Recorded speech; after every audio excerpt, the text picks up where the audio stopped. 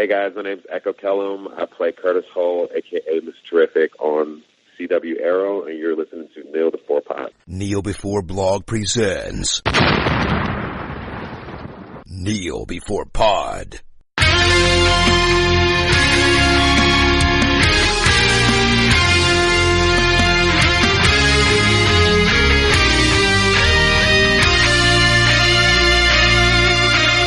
Hello, and welcome to another heroic episode of Kneel Before Pod. This edition has us talking about the recently released superhero team-up movie, Justice League. To discuss this, I scoured the globe, but I didn't get that far, to recruit my own Justice League. So with me is Chris.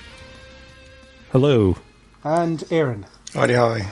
You can choose whatever member of the Justice League you want to be, if you want.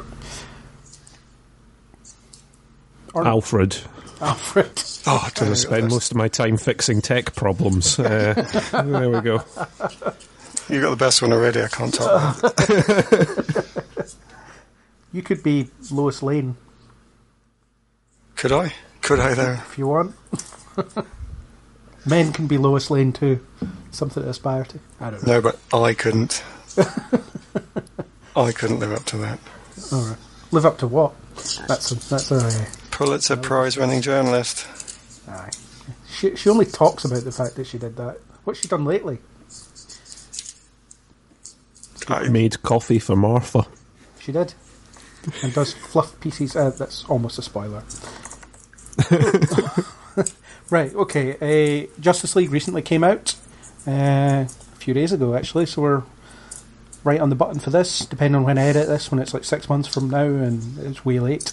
So, I hope you enjoy the DVD release of Justice League for those that are listening when I finally get to post it. Anyway, start as we always begin with spoiler-free stuff.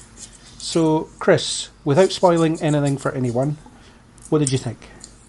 I really had my hopes up for this film. I really, really did. I was rooting for it. I didn't want it to be poor, but sadly it was. I was just really disappointed with a lot of the potential going into this, but the fact that it had sort of had all these ominous reshoots and things related to it, I was kind of expecting the worst, and then it arrived. So that's about as spoiler-free as I can go, I think. Cool. Aaron? I'm not going to go so negative with it, actually. I cannot deny that this is a flawed film. When it gets things wrong, it gets them really wrong, I think. However, that said, when it gets things right, I think it gets them really right. And it's a strange balance. And probably whether you'll enjoy it or not, in my mind, is whether you can get enough out of the good things to outweigh those negatives that Chris has talked about. Strangely, though, one thing that I did like about it, one thing I did like about it was something that probably came about by accident, because I know that the world and no dog loves Wonder Woman film, and it's more comic style, whereas I was really into the much grittier films that came before it that weren't popular because they didn't have that comic book angle. And I think this film strangely ends up somewhere in the middle, where it does have comic book elements, but it still is obviously that legacy of darker characters trying to exist in that world. And I appreciate that balance. I think if it could go on from here, I'd be okay with that as a compromise, but I suspect that was more by accident, given the late editing of everything and just ramming stuff together. But if it does carry on, that'd be good for me. Who knows how it'll carry on? I don't think DC know how it's going to carry on at this point. So, I'm somewhere in the middle. I thought it was alright. I gave it 3 stars when I reviewed it. I was entertained. I wasn't that disappointed because I wasn't anticipating it much. So, there was parts about it that I thought were really good, and there's parts of it that I thought were pretty bad, which we'll definitely come on to. Both sides will be positive too, hopefully. Yeah, I thought it was alright. It's definitely not the landmark that it should be when it's, the Justice League coming together on screen for the first time. These characters are largely well known, some of them anyway, more so than others, and them coming together should be a bit of a big deal, but it kind of feels like it's not.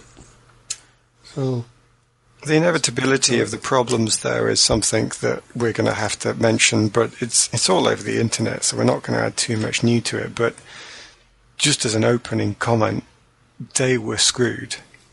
Whoever it was left in charge of this hot potato at the end was utterly screwed with being able to come up with something genius. That's just not possible. Based on everything I've read, I think the people who ended up holding the baby at the end here should be glad that they are able to produce something that did have all the positive points that it did have. They saved it. They didn't necessarily create an amazing film, but given the amount of hurdles people must have had to jump over, I think they should be proud that they did manage to, at least in my mind, save it. No, yeah, it's a troubled production for sure, and the fact that we got something watchable out of it, if you deem it watchable, is remarkable. With everything that changed, all the mid-flight stuff they kept having to do. It's just a very strange production, It's weird that something so cobbled together feels semi-coherent, but somehow they manage it. So, I don't know. I guess we'll get into more detail as we go. Unless anyone has anything else non-spoilery, I could just launch us into the spoiler section. No, launch us away.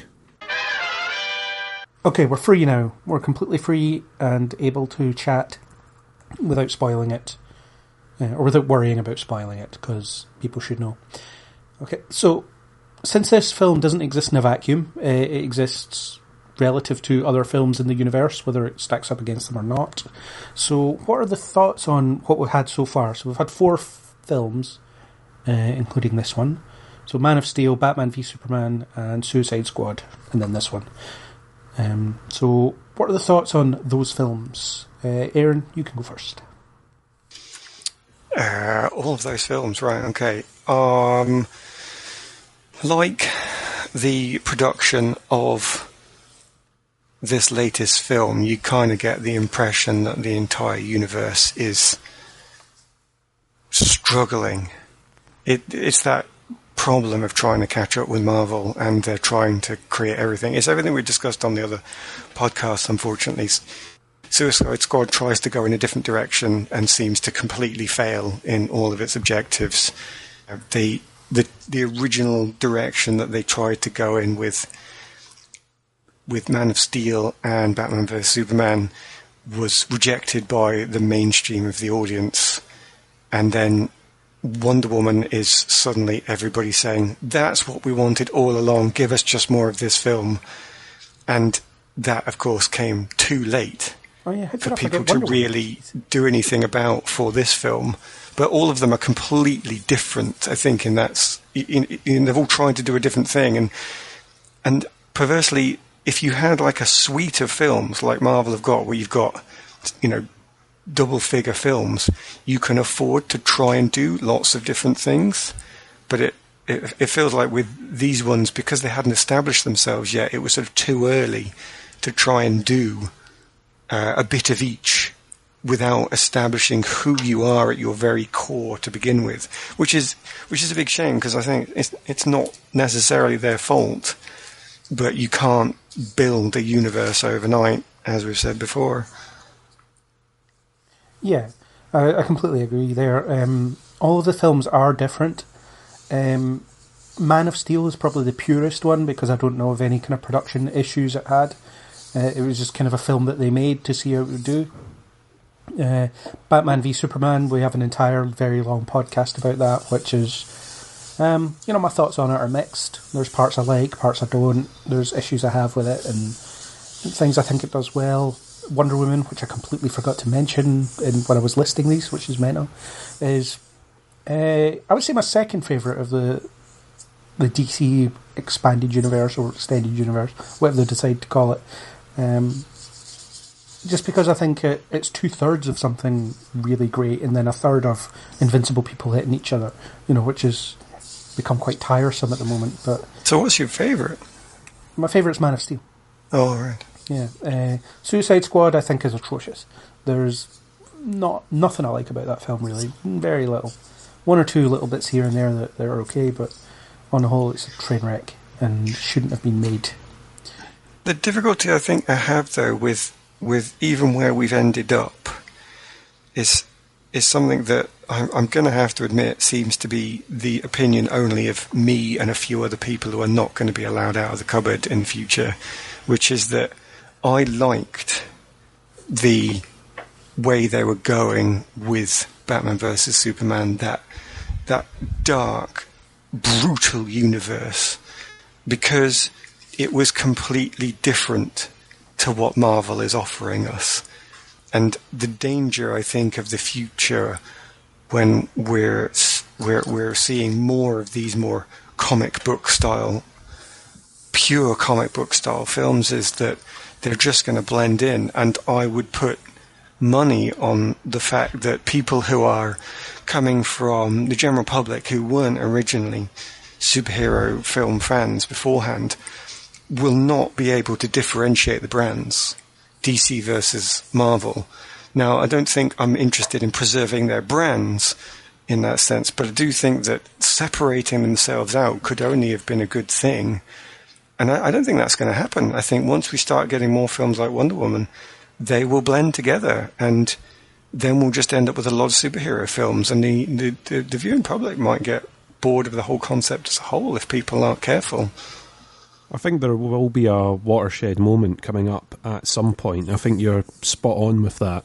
I've got to agree with a lot of what you said. I think the problem that DC's had is they've never sort of pinned their colours. They've never went, this is the way that we are going to do it. Like you said earlier on, it seems that with each film they go, do you know what? The last one didn't quite hit home. We're just going to dabble a little bit and tweak a bit of this and a bit of that, and they come out with something different each time. With Wonder Woman, they kind of hit a sweet spot where people went, oh, we like this. This is a bit of what we're used to. We like this. And it did come too late for Justice League. And you can still see that there were tweaks, which I think are some of the elements that maybe stop Justice League from gelling somewhat in the middle, is when someone's come along and went, oh, we've got to tweak this to make it slightly more Wonder Woman-esque. All right, okay, quick, tweak. And then they come in and they change it all.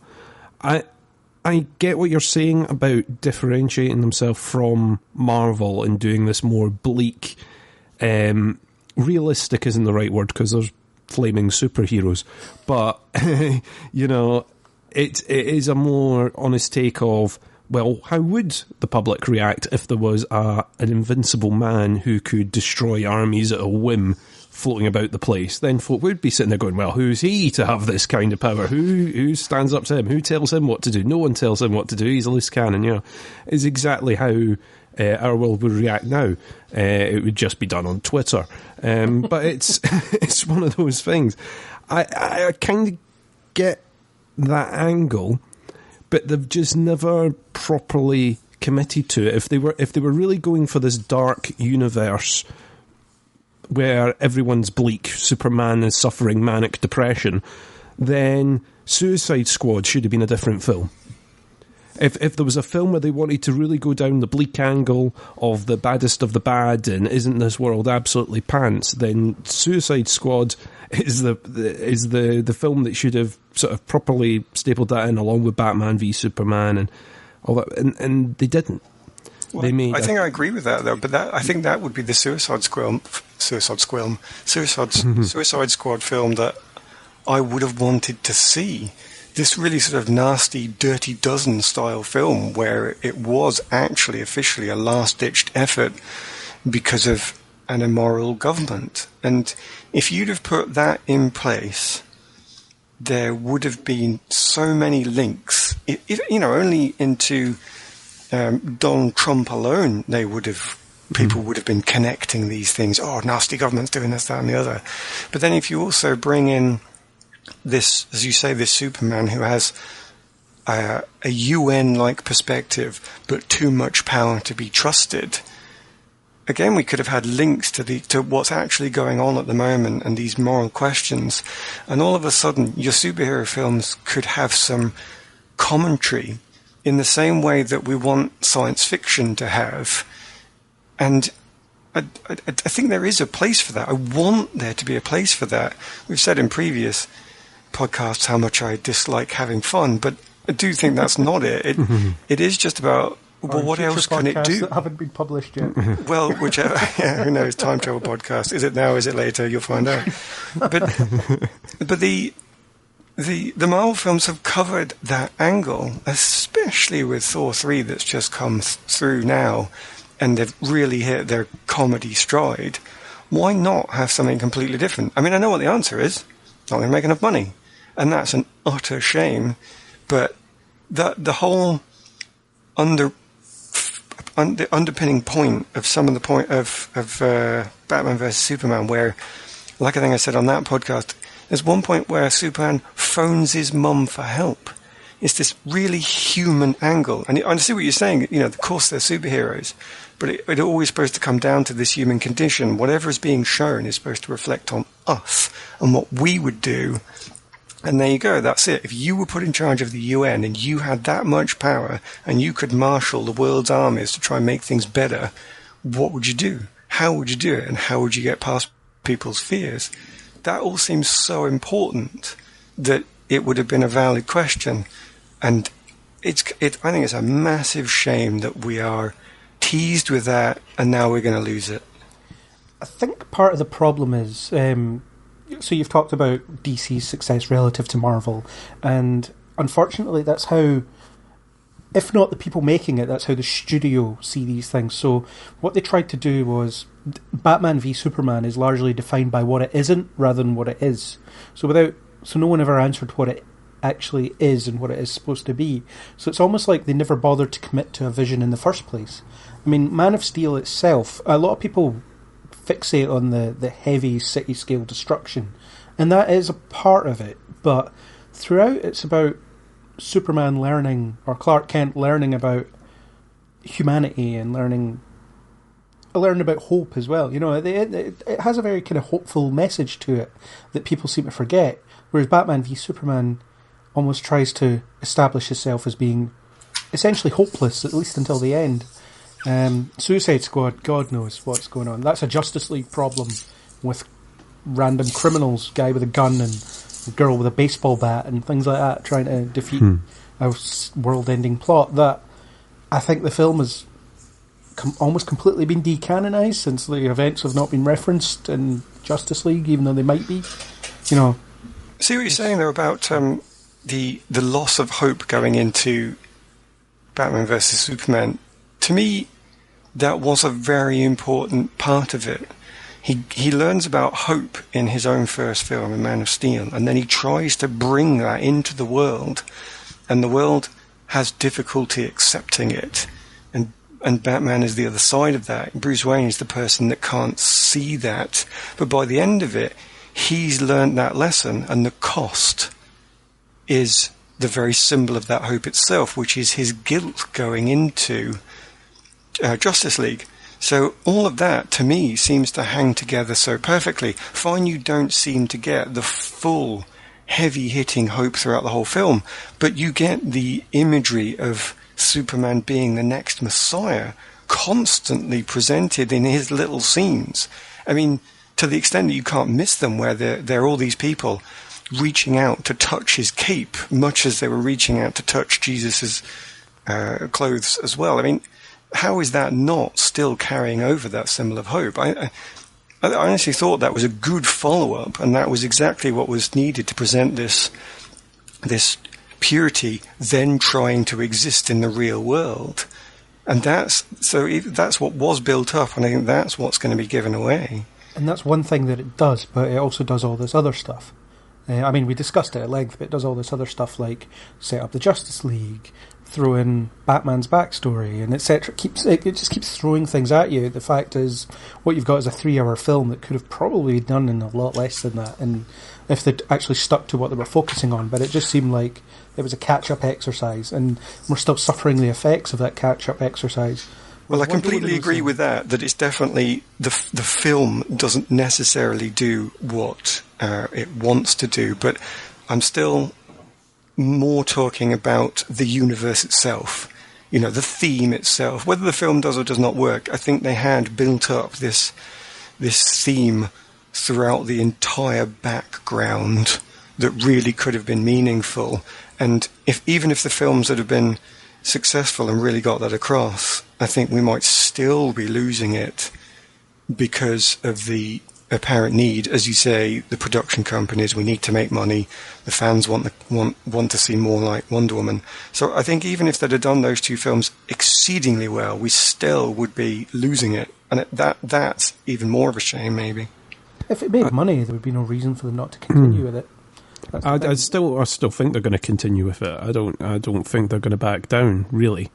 It's just the tone of the films that may change again. Well, that's what we mean. They're definitely going to continue making films, but the actual tone. So if Batman v Superman had resonated more in a box office respect, it didn't make enough money quickly enough for it to be considered a success, as I understand it.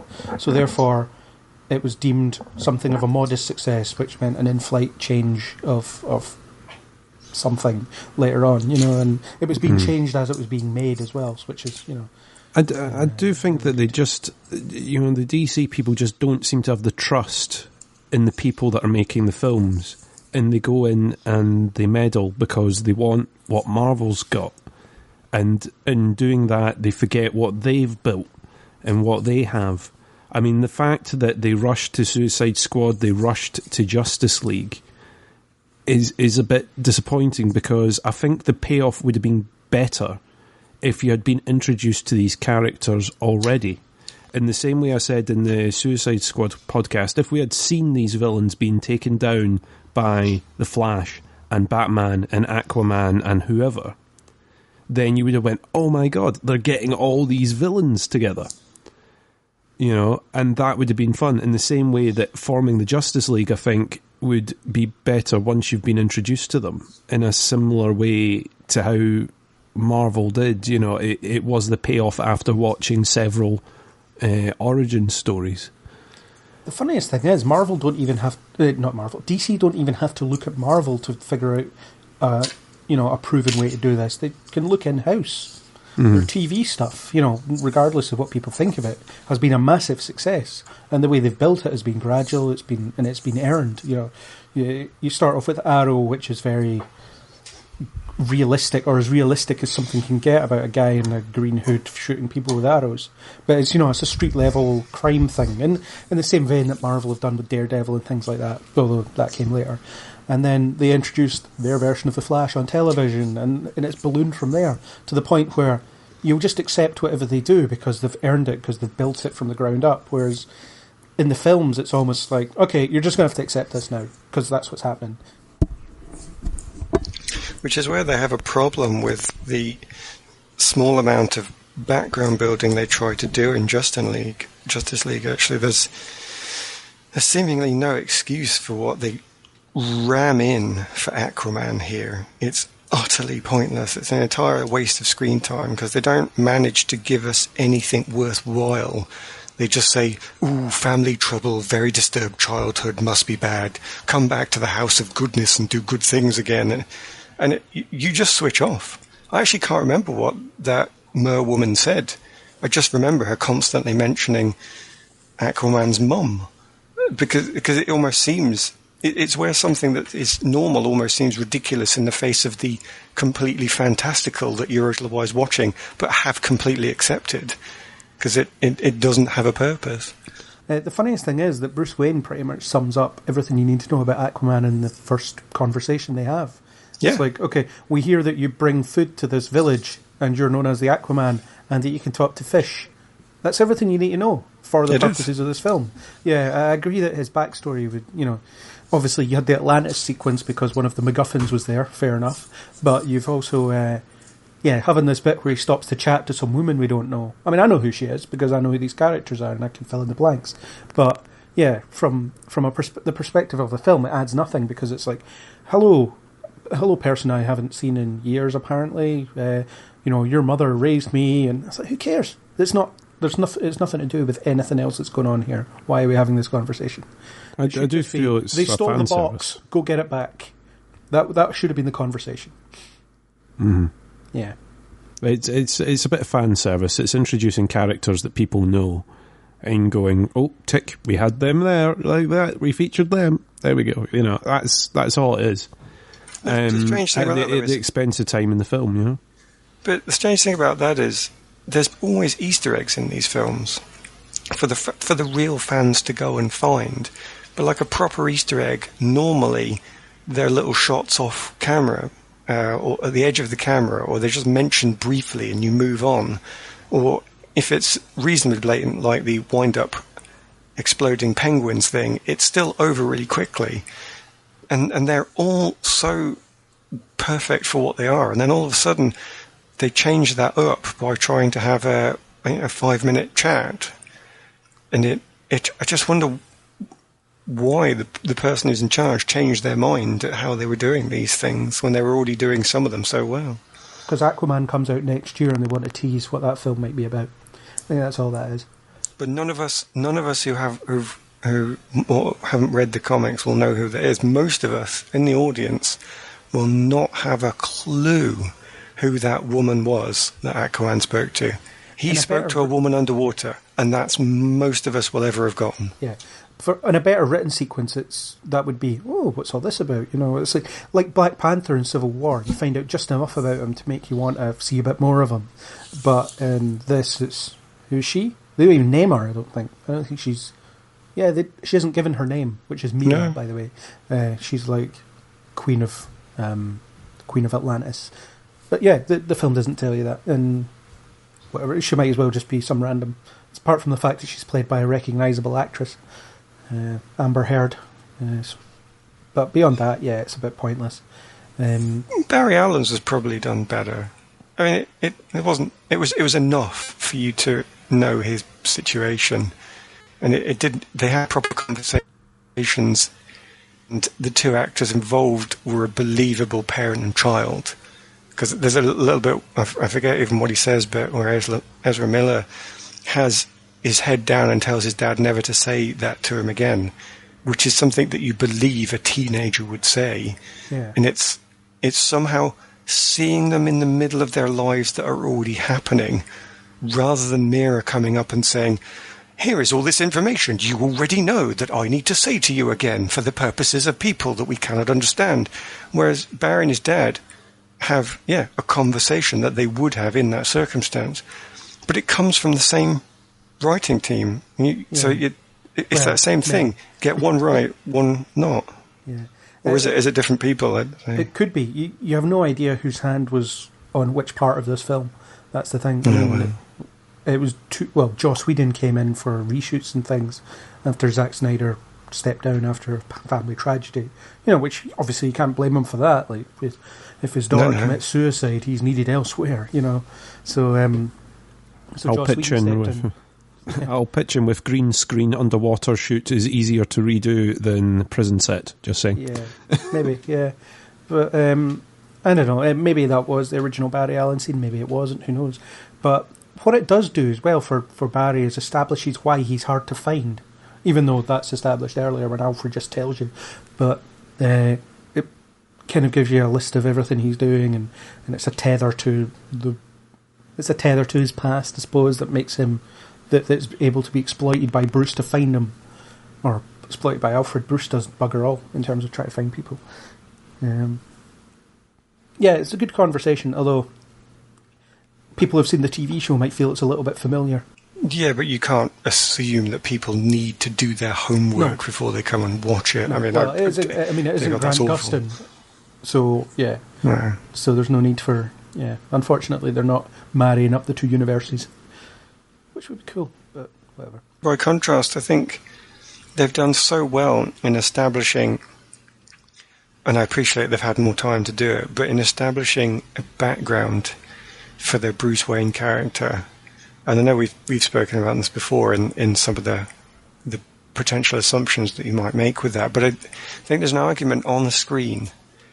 If you compare the styles of conversation that you can show in Alfred and Bruce, again, people caught in the middle of an existing history. When Alfred says one misses the days when one's only concerns were exploding wind-up penguins, it's something that seems, again, relevant for the conversation they're in. He doesn't explain do you remember, Bruce, when we used to fight the Penguin, and he was a strange person and had all these he just cut straight into the comment. And that's the same with Barry, cut straight into the comment. They managed to build that up. It is such a shame that they didn't manage to capture that with Aquaman. Yeah, and arguably they didn't.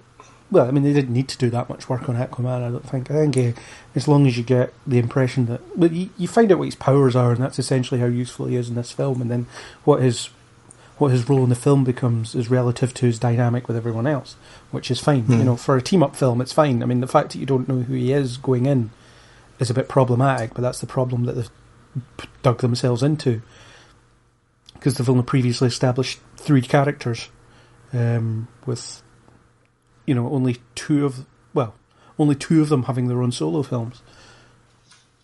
But as you've said, in an action film, they managed to give us everything we needed to know about Aquaman, and then after that, it seems perfectly reasonable to just let Jason Momoa do it, because he was perfectly capable of getting on with it. You didn't need any more. He was great, Yeah, such great presence, and Aquaman is the frequently... made fun of DC character, or just comic book character in general, because the joke is that he sucks. Even if you've seen The Big Bang Theory, they're always making fun of him, and The Simpsons poke fun at him occasionally, and Family Guy, everything. He's supremely ridiculed. So the fact that Jason Momoa, through his performance, essentially rescued that reputation is remarkable. I think he did well. I'm not sure about the whole sort of dude kind of thing with Aquaman. I don't quite understand, but I'm sure we'll get all that in his solo film, and then it'll all make sense. Yeah, I suppose he's a bit of a bro. Yeah, I was trying to think of a word, but yeah, that'll do. He is kind of a bro type thing. Fine. It's a character thing, and I think he did a good job with what he was given. He had a couple of little fun lines. I don't quite understand his power set or anything, but and an amazing speech. To find out more. Let's not forget his amazing speech. Well, that scene was quite good fun, actually. The little gag with the lasso. I've got to give him some of that credit. Yeah. And the lasso is good for that. You can move the plot on by just getting people to fess up about what's bothering them. And I think they should get a hold of one of those in the Flash TV show. It would certainly stop us wasting time, but that's another podcast. Presumably with Aquaman, they're going to go down the reasonably well trodden but not bad route of he's the rebellious prince who has to learn responsibility in order to reclaim and be useful to his kingdom, which is fine then if you're going down this lad view. He's very much the Henry V, let's go out on the lash and have a laugh setup. It'll be Thor, won't it? I didn't want to say it because I hate comparing it constantly to Marvel, but yeah, it feels like it feels like that is the plot line that they are going to follow. I mean, and Thor is not going to be the first to take it. As Dev says, there's a reason I chuck in, Henry V there. This is well trodden, but again, not bad for it. And if that's the way they go, they have perfectly set up the rebellious prince in this film.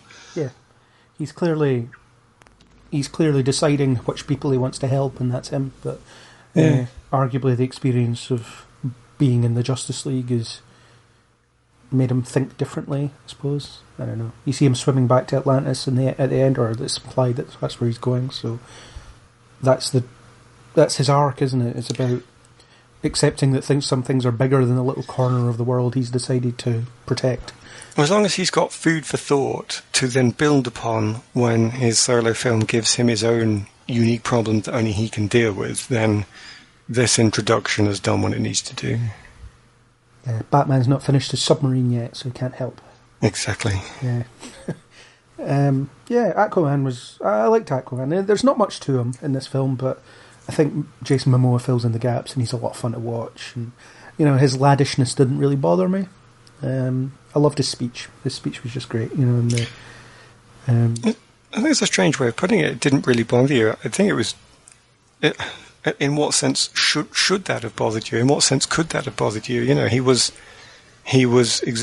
I think he was exactly what you sort of expect from really strong but with no great purpose, almost rebellious younger man.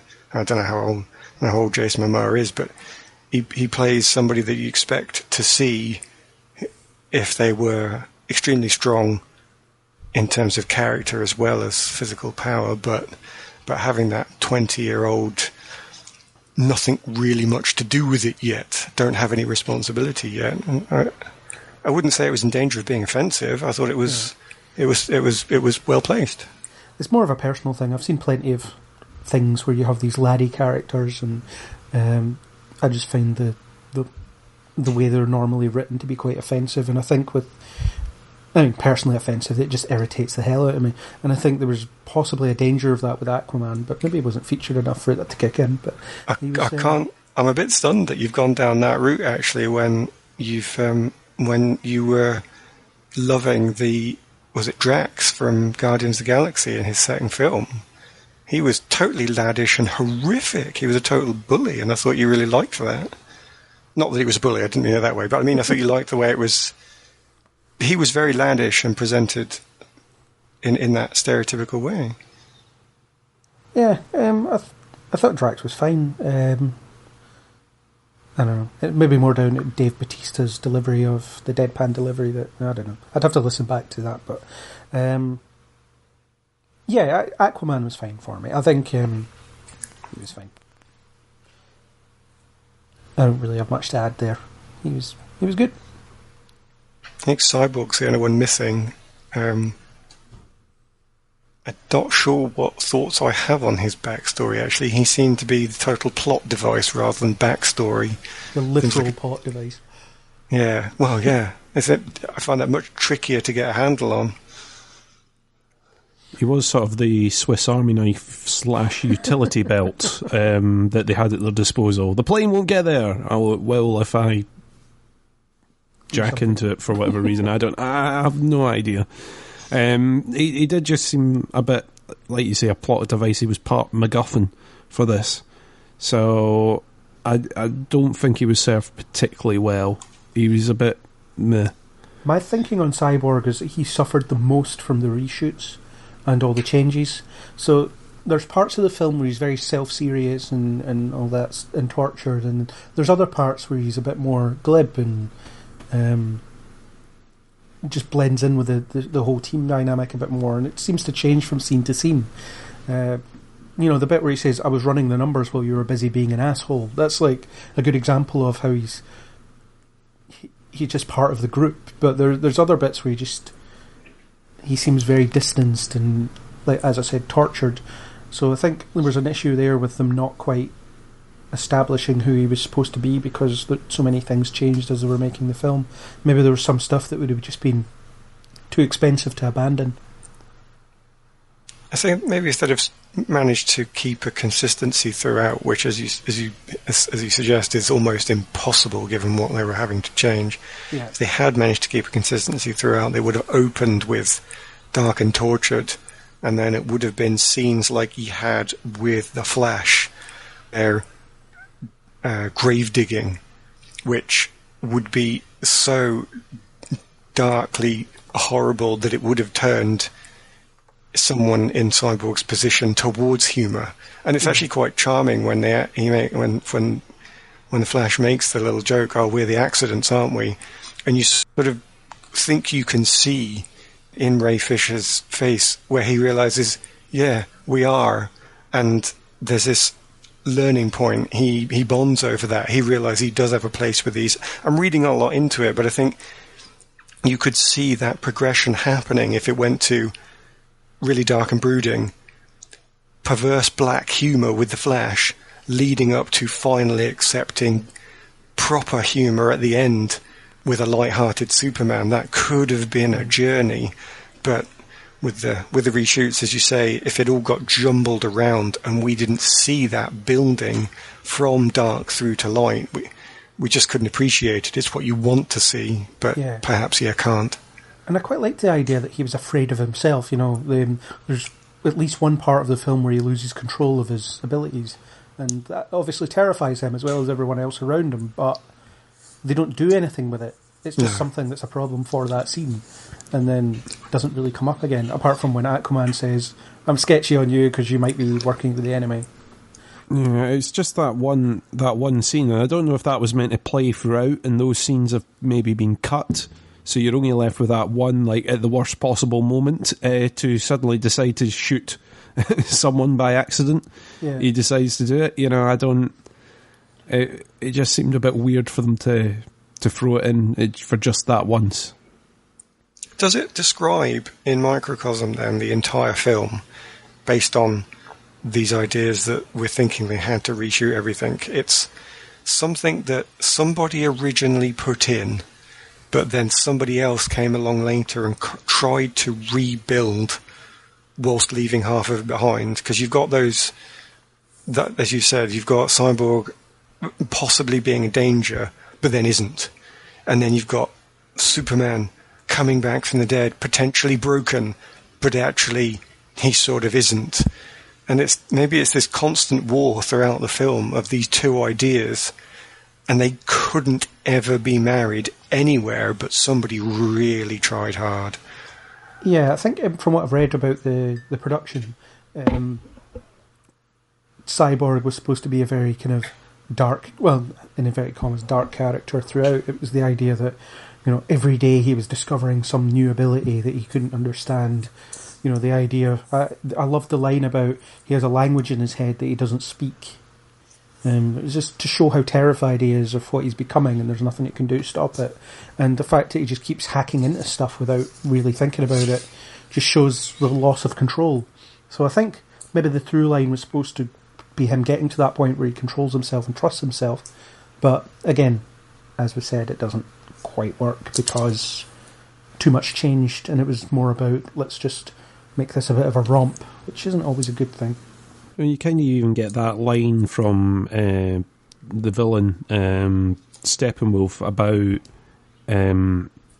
you know, you'll come to understand the chaos, so you'll come to embrace the chaos kind of thing. I was expecting that to play out in a way that didn't.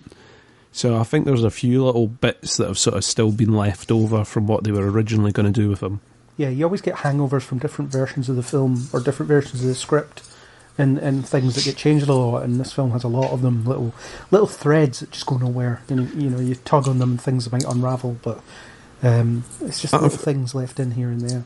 I feel it's a bit of a shame because the reshoots and everything were so public and so out there. I think it means that people keep when they're watching the film, especially if they know about them, they're looking out for them more. The fact that people know that Henry Cavill had a CGI, had to have his moustache removed by CGI means that folk are sitting there looking, going, is this the one where I get to see where they removed the moustache? You know, and they're spending their time doing that. You know, it's one of those where it's if people hadn't been told, would they have been looking for it? And the same with different holes in the plot and little bits that seem to go nowhere, as people are always going, oh, well, that's because of the reshoots, that's because of the rewriters, that's because of the different... And some of these elements may have still been there in the original. It's just that because we're so aware of it, that you're picking up on more of them. There's an element of that, I think. Just onto the kind of moustache thing very quickly. I don't think I would have necessarily known that's what they did, but if I was watching the film without knowing that, you know, about this ludicrous thing that they had to do for some reason, because the Mission Impossible producers wouldn't let him shave off his moustache and wear a fake one for their film, which is one of the pettiest things I've ever heard, it has to be said. But anyway, I would have probably in those scenes noticed that something was wrong. It was like when, the way I think about it, it's like in Rogue One when I didn't notice that Tarkin was CGI, or I didn't know that they were going to do a CGI Tarkin. So when I was watching the scene that he first appears, I was thinking, something not right here. And I feel like there is an element of the uncanny valley kind of thing. Yeah. But I don't know. I thought I was sitting there thinking, before I went to see the film, I'm not going to notice this CGI'd off moustache. The very first shot of the film, it was there literally staring me in the face. I think I can honestly say, though, I did know about the moustache because I remember you telling me, but I didn't even see it at all. So I think Chris is right with that. Because I wasn't really thinking about it too much beforehand, I wasn't looking for it. I think I did manage to see front of the memorial there was a completely CGI'd Superman.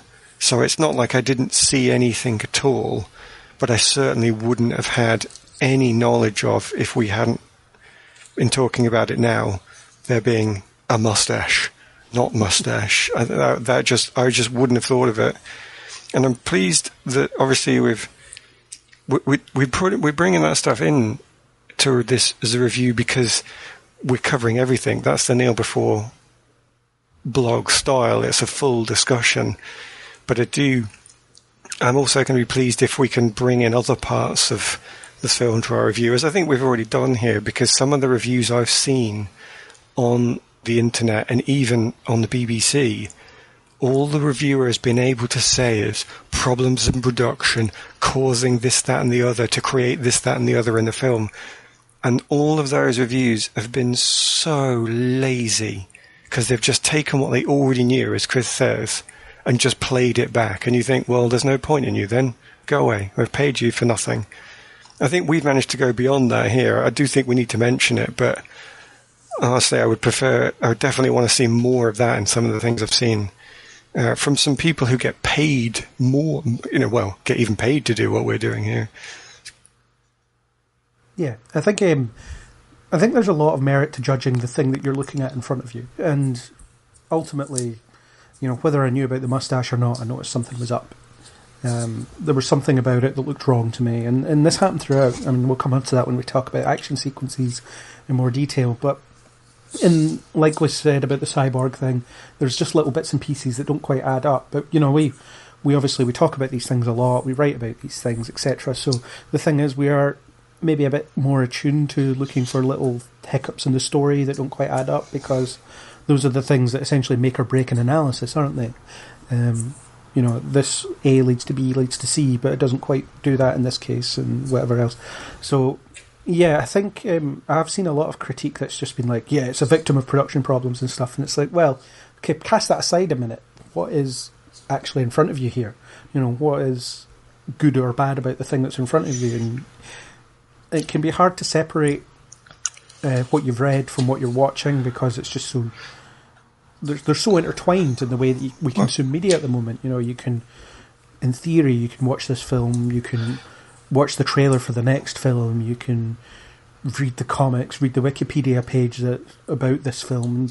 You can do this all on a single device, pretty much. So it's hard to separate out. Well, I think...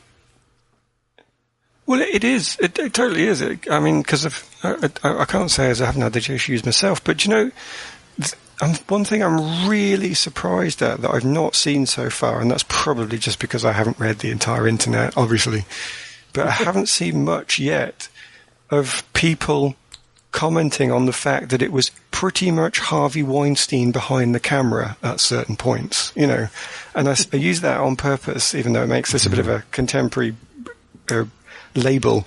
But if it's that obvious, why weren't people commenting? I mean... And they were so blatant. There's the bit where Mira has to swim up to the camera on purpose. I mean, she leads chest first as she approaches the camera. It's so blatant.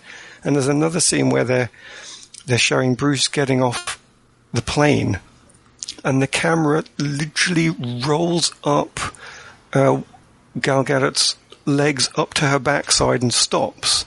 And you're thinking, how did you get away with that? I mean, normally when you're doing some of these shoots, it's a matter of cleverly positioning the camera so you accidentally get a shot of something jolly good, But here it's just like, screw it, mate. Just put the camera behind her ass and get on with it. Linger some more, please. And honestly, especially with what's going on at the moment, with probably even some of these very actresses saying how they've been mistreated.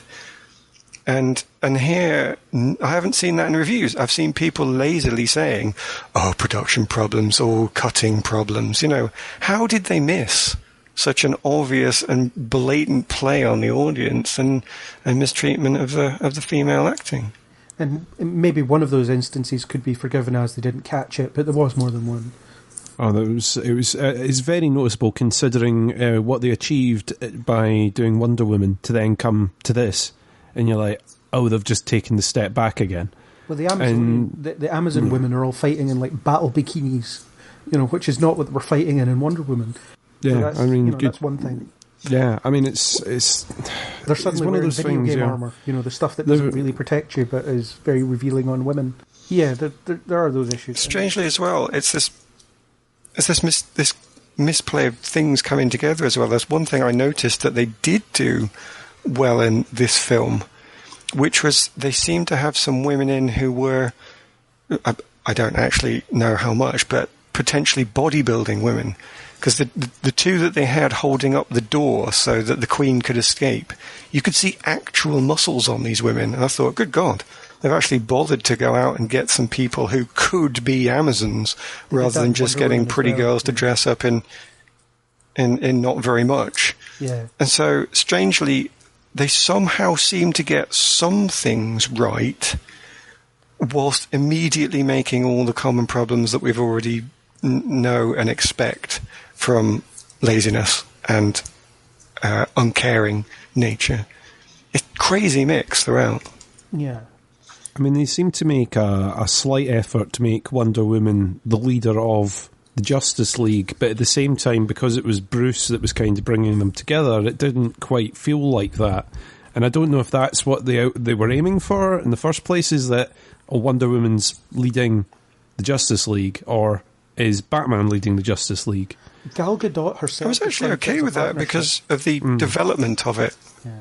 They're the two experienced There's a development, though, isn't there? Because they've managed to produce a Bruce Wayne, a Batman here that has a history. And I do think they've established that. He has been doing this for 20 years. He's the one who has got the experience where some of the others have either hidden away or are really new to it. But he's recognizing that he can't hack this. He can't do it all. He's not physically strong enough for it. And he's also, as he very rightly says, he is less human in a way than Superman was.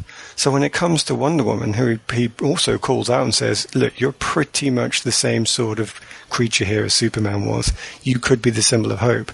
I think I was okay with it from that perspective because he was almost trying to lead her into it. He was saying, I'm passing some wisdom on to you here for you to use. You've got everything you need, mostly, but you need an extra little push.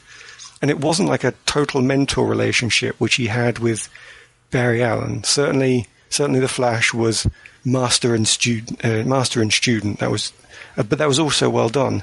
Yeah. It was an advice. I think you need some advice here, and I can push you into that final little step you need to take, and then you can be this devastating leader that this group needs. Yeah, they're almost peers, and that's the way Gal Gadot put it. And I think that's right. I think they are on an even footing, but they have different problems. Batman's problem being that he's a bit too old for all this. Cue the Danny Glover quote, but which I won't say. So he's getting a bit too old for it, and he's recognised that he won't be able to do it alone or do it forever. Whereas, Diana could. She could do it, well, forever certainly, maybe not on her own. But and there is the definitive arc for Wonder Woman as well. She starts off with stopping that hostage situation in London, and then leaves. Whereas at the end, you see her hanging around to talk to people, and I think it's little girls she's talking to. Hanging around the crime scene for some reason. Mm-hmm.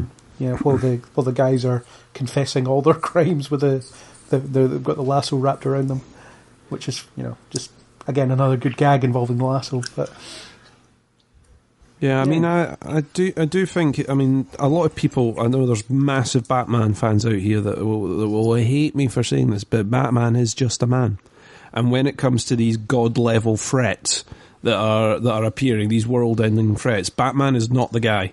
You need Superman, you need Wonder Woman, you need the Flash, Aquaman to an extent in this.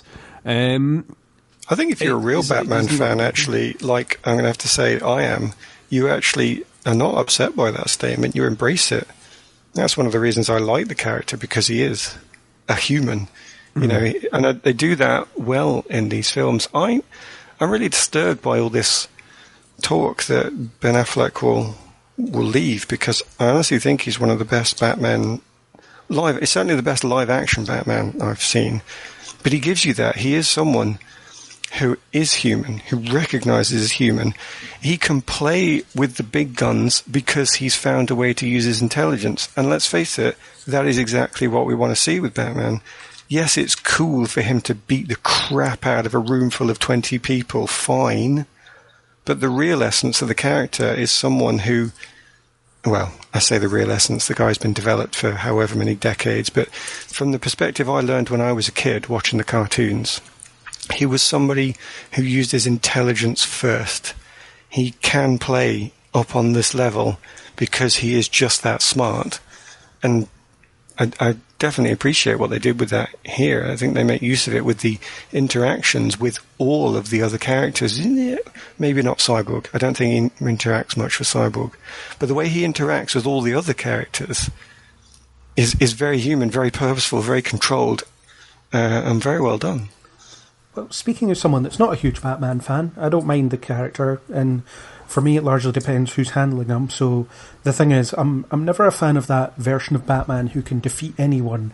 You know, the argument that people always give that with enough preparation Batman can defeat anybody. I don't necessarily believe that, but I quite like this version who knows his own limitations. And the animated series version, the animated film versions, you know, all these, they're very capable and they're very confident, but they also understand the need for some kind of contingency plan and the fact that things won't always work out your way. You know, and that's what the Ben Affleck version is. He's very pragmatic. He makes plans and he understands that they won't necessarily work.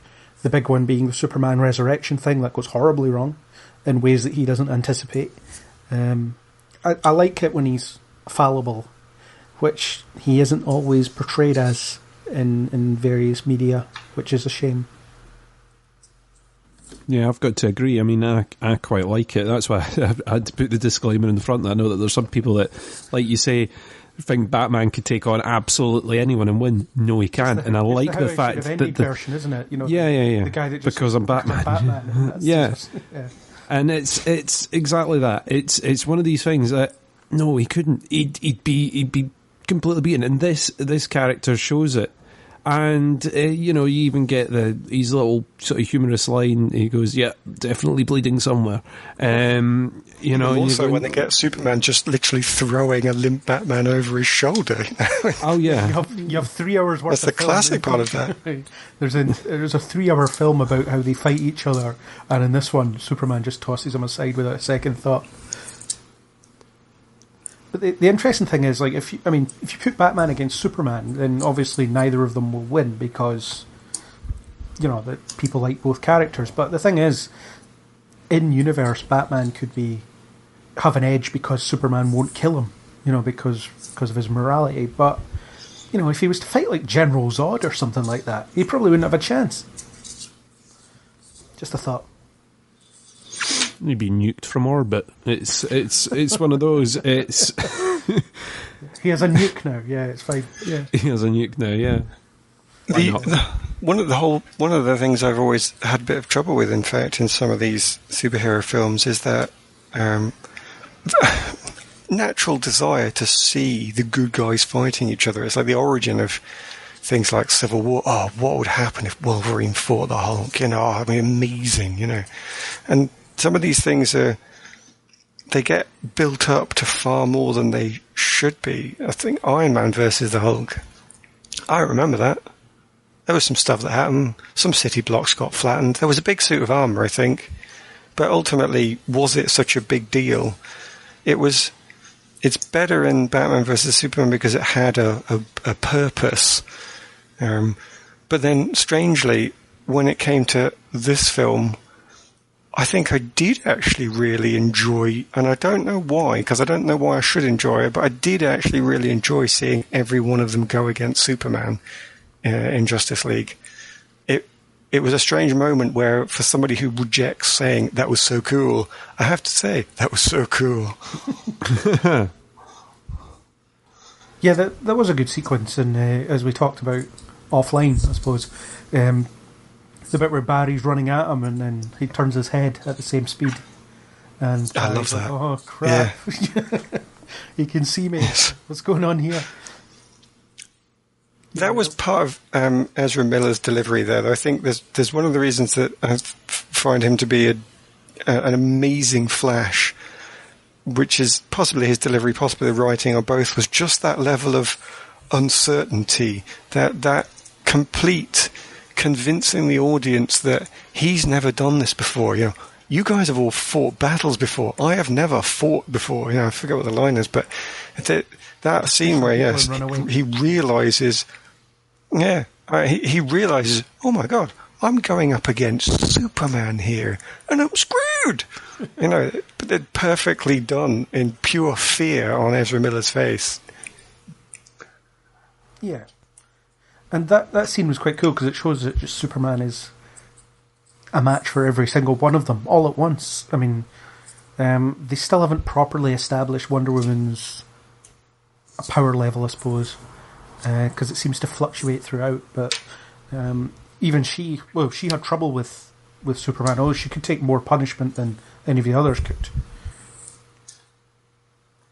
I think I'd be happy if they don't make her the standalone punch for punch exactly as powerful as Superman, for the simple reason that I want them to be different. If they go down the route and make her essentially a female Superman, which they've already kind of hinted at with Bruce talking and saying, you are both the hope of the people, it would be a bad thing for her to suddenly be made a female version of him. So I think they should keep her power level lower than Superman's, and then give her other things. Make her the leader. Make her more of a strategist. She's been raised by the Amazons, people capable of conducting war almost like a samurai, that they learn it from birth and they live it. I'd rather she came out more like a general than Superman, who is very much a frontline soldier in that metaphor, where he's very much civilians in danger, off I go. He just responds to that immediate threat. I'd rather than then step up with Wonder Woman, have her capable of playing on a different field and not make too much of a comparison of them. Yeah, it's difficult. I don't know what their actual plans for both characters are, I suppose. I think in this film they were distinct enough, certainly, and they didn't fight for long enough for you to get an impression of how powerful she is relative to Superman. She could take a couple of hits from him, but beyond that, not sure. I think this is similar to what we said about Batman v Superman, and the fact that in this, none of them want to hurt Superman. Yeah, they're trying to get him to stop so that they can sort of put their way across and sort him out and make sure that no one else gets hurt, but they're not particularly trying to take him out completely. I think I'd be disappointed, though, if that was the reason that in the end she held back. I think that would be disappointing, because in this sort of superhero genre, you can fire lasers directly at somebody and they don't get burnt skin, they just get knocked back. You can hit somebody as hard as you like, and there's no such thing as a broken tooth or somebody having to reset their jaw on a superhuman. They had to put Batman's arm back in his shoulder joint, but very much because he was a human. He suffered that because of that he wasn't a superhero.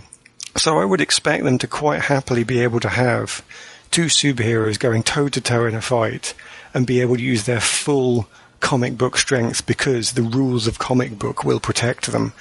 That's got to be used. The physics of the universe, you can't just... Well, I don't want them to just change the physics of the universe because they want to make a point. And I'm basing this entirely on the comics, but Wonder Woman is one of the few people on Earth who could match Superman in a fight. But I think that's fine. That's where the comics came from. And once you've got a million characters, you're not so worried about these comparisons because there's just so many people. There's only so many times you can come up with another superpower. Oh, what can this guy do? He can make lifts appear whenever he wants. You know, we'll just run out of powers. You know, so comparisons are just going to be inevitable. But here there are 6 of them. There are going to be more. I admit there's also Suicide Squad, but equally we're going to be comparing these people to just these 6. And it seems reasonable to do something, and I'm going to be comparing against Marvel till day I die, I suppose, but you've got the Hulk versus Thor, and you had them going at each other, and we very much had Thor can stand it in a ring with the Hulk. But the Hulk, when he hits Thor, is the only creature that can make the God of Thunder bleed. But actually, the God of Thunder was okay with that. You get that sort of smirk from him when he takes that first hit. But he can take it. I'd like them to keep that sort of power level, I think. You know, yet Wonder Woman can take a direct punch from Superman. But if it was stood toe-to-toe, and then just punch each other one after the other, what does it really matter if Superman would win that? You know, let's keep them different. Yes, so what? He's a bit stronger than she is. He's got a bit more endurance. It's better that way. Define them, separate them out. And, yeah, who cares if one of his abilities is better than hers? It shouldn't make her a lesser character. Now, it shouldn't make her a lesser woman, female character because of it. It should have nothing to do with that at all. No, and the problem is if you've got Superman and Wonder Woman who are equivalent power levels on the same team, why do you need the rest of the team?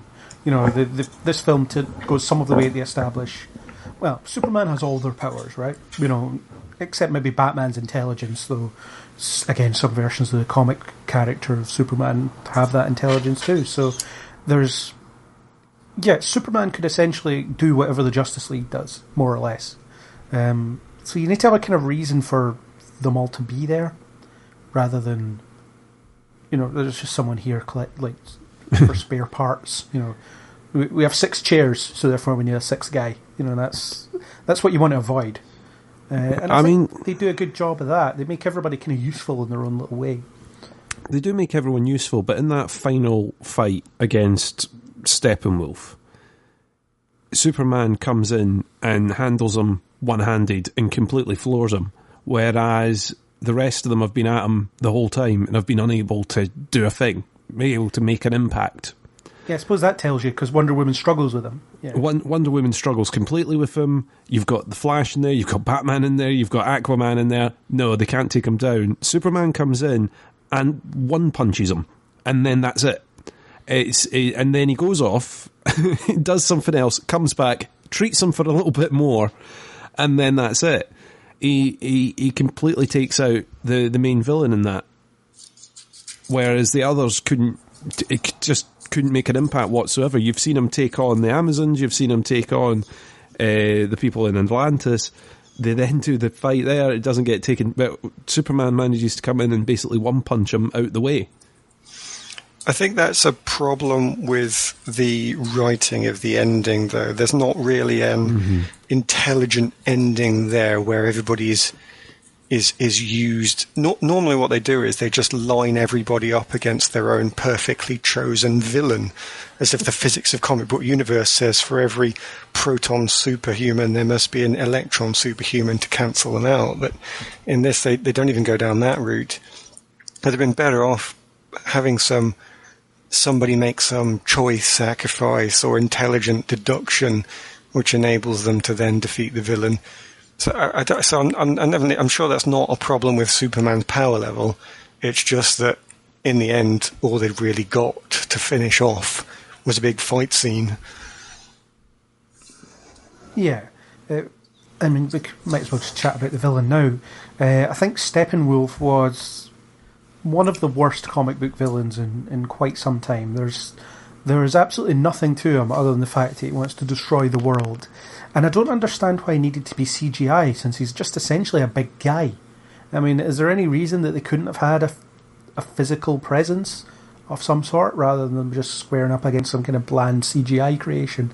I mean, I like CGI stuff. I think CGI is a very useful tool in filmmaking, especially for films like this, but there's a time and a place, and I don't think creating this entire character that could have been created practically was necessary. Here's something that I was thinking about recently, though, which is, again, a connection to this idea of a darker universe. I think the original idea of there being a grittier background where everything's a bit more horrible would have worked with a Steppenwolf that was a force of nature. Because, again, it would come back to this idea of what would you do if somebody came at you and you had no ability to stop them. You could draw a metaphor to you're in a war-torn civil war country and you're the villager and the terrorist comes around the corner with a gun. You lose. There's nothing you can do about that. They will either kill you or they'll enslave you, and it's over. The world has presented you with a situation in which there is no great win condition. And how do you handle that? What makes you have some sort of strength of character or ability to self-sacrifice that gets you past that? And Steppenwolf could have been that. He could have been this true evil that was just beyond humanity. Why is he doing this? Because he wants to, because he can. He's a warlord. He's a petty warlord who's been given infinite weaponry and told he's allowed to use it. What do you do? And so then you've got the humans and the superheroes have to find a way of dealing with that supreme evil from their perspective. But when it then turns and it wants to be more of a slightly light-hearted thing, but you've already set up true evil. I'm not saying that this is what they're originally aiming for, and Steppenwolf was going to be this great villain and we've lost it. But I'd like to present the fact that it probably could have been better. It could have been a humanity against force of nature problem where they have to find an intelligent solution. You can't punch down the tsunami as it comes towards your village, but maybe you can do something clever to get out of its way, and that might have been a really good ending, that could have used this force of evil in a better way. Yeah, I hadn't really considered that. I just saw Steppenwolf as this kind of bland, poorly developed excuse to get the Justice League together, in the same way that Malekith in Thor 2, which is Aaron's favourite film of all time, is just kind of there for. Well, I don't know. He's just there, but there's nothing interesting about him, and there's nothing interesting about Steppenwolf either. He just shows up looking for three things, and when he gets those three things together, bad things happen, and that's it. There's nothing more than that. It is very comparable to sort of Malekith, where you don't sort of get the idea that there's actually a plan there at all.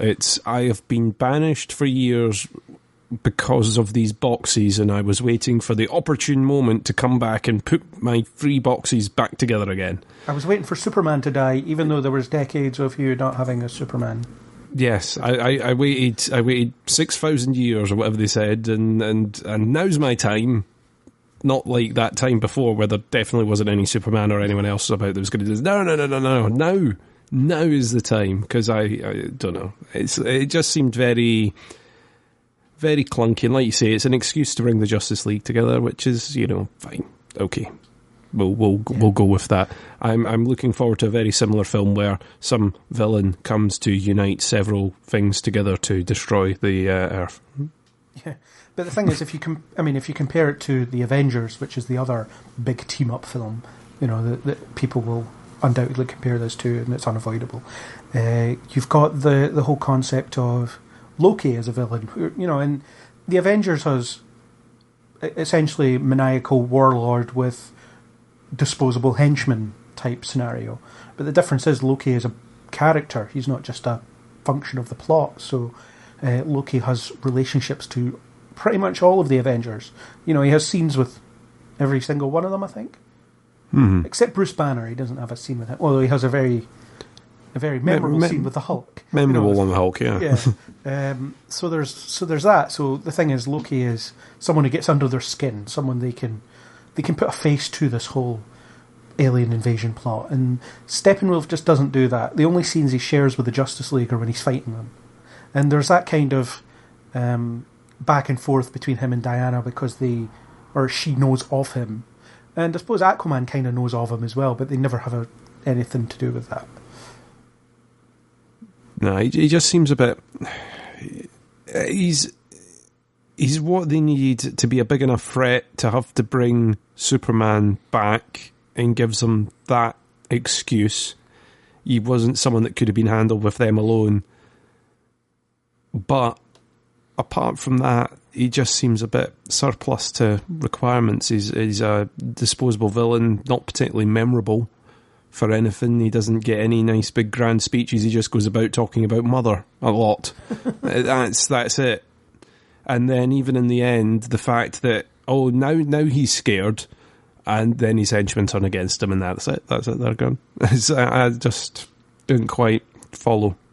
But I don't know I have not read many DC comics, so I don't know how big a villain he is in the comic book canon. Maybe you can enlighten me a little bit, Craig, but I don't know if he's meant to be some big bad that was really, really, that, fans of the comics would be looking forward to seeing on screen, because if so, I think they might be a little bit disappointed in that.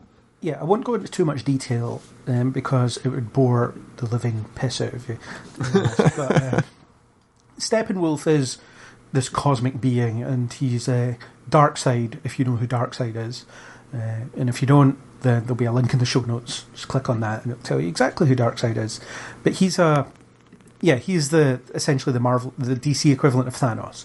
And Steppenwolf is actually his uncle. And there's this whole thing about like the new gods and apocalypse, and it's all this like really cosmic space opera stuff that's, if played right, could be quite interesting. And I'm not sure how they could have done it for the purposes of this film, but I think there was more there that they could have dug into if they really wanted to, which they just choose not to, I suppose. And I can't imagine any version of this film where Steppenwolf was interesting. I don't think he was ever going to be the focus. I think he was just there as a means to an end to get the team together, and then they all fight him, and that's the end of it. I don't think there was anything ever more interesting going on there. I might be wrong, and if Zack Snyder or Joss Whedon wants to correct me on this, then feel free. That'd be an interesting conversation. I think even if he had been... Yeah, you have a little bit for me without spoilers. I will be clicking on the show notes later. I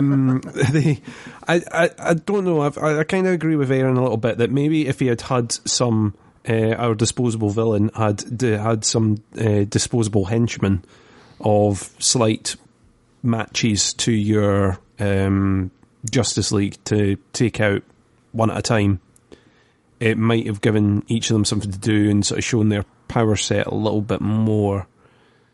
But I don't know. Otherwise, just a bit, nah.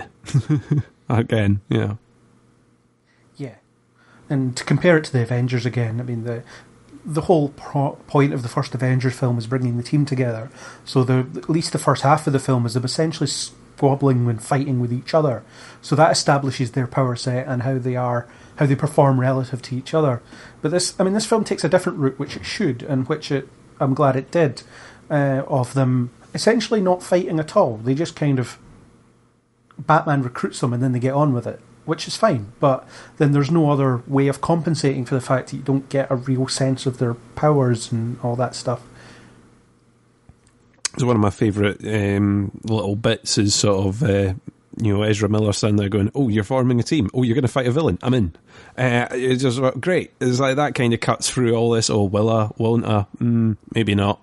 Considering that's what you get from the other two. You get from Cyborg and Aquaman. I thought it was neat to have someone sign up right away on the spot, going, "Yes, I need friends. I'm off."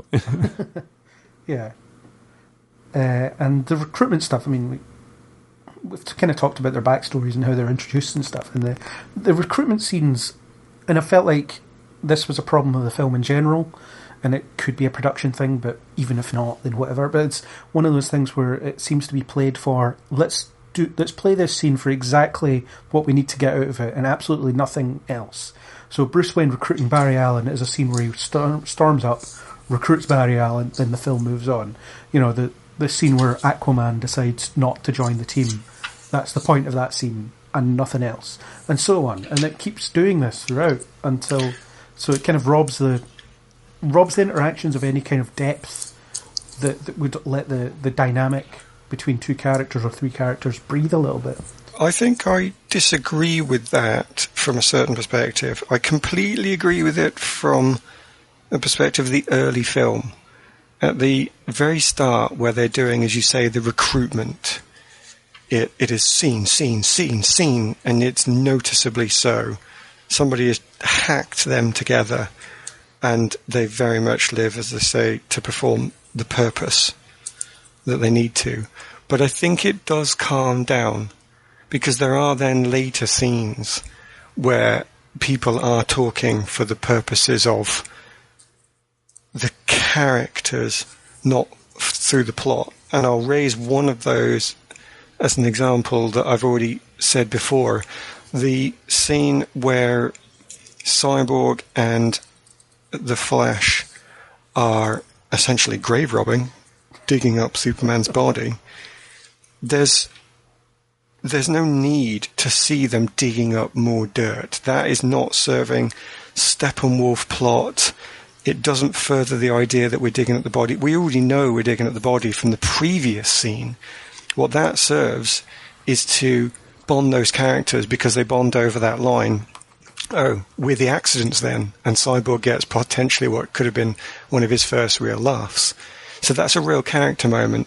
And they linger on that scene not too long. They linger on it just enough to get that joke out. And I didn't feel like that was the same as the early points.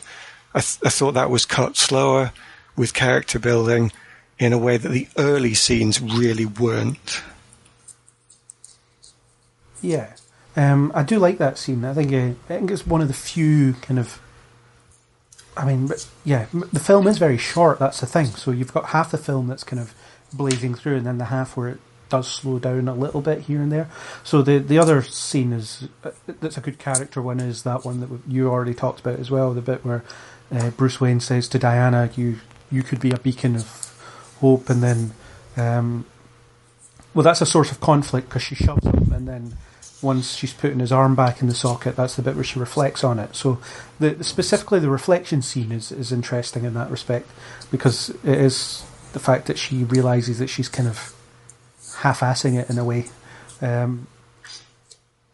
But I do think it just kind of rushes through a lot of certainly a lot of the early stuff, and it kind of robs it of what it could have been. I mean, the setting of Barry's recruitment was really interesting. It was a really cool looking room that he was in, with all his computer monitors and the Flash suit sitting there. So even just spending a little bit more time in there, learning a bit more about Barry would have been good for the film, you know.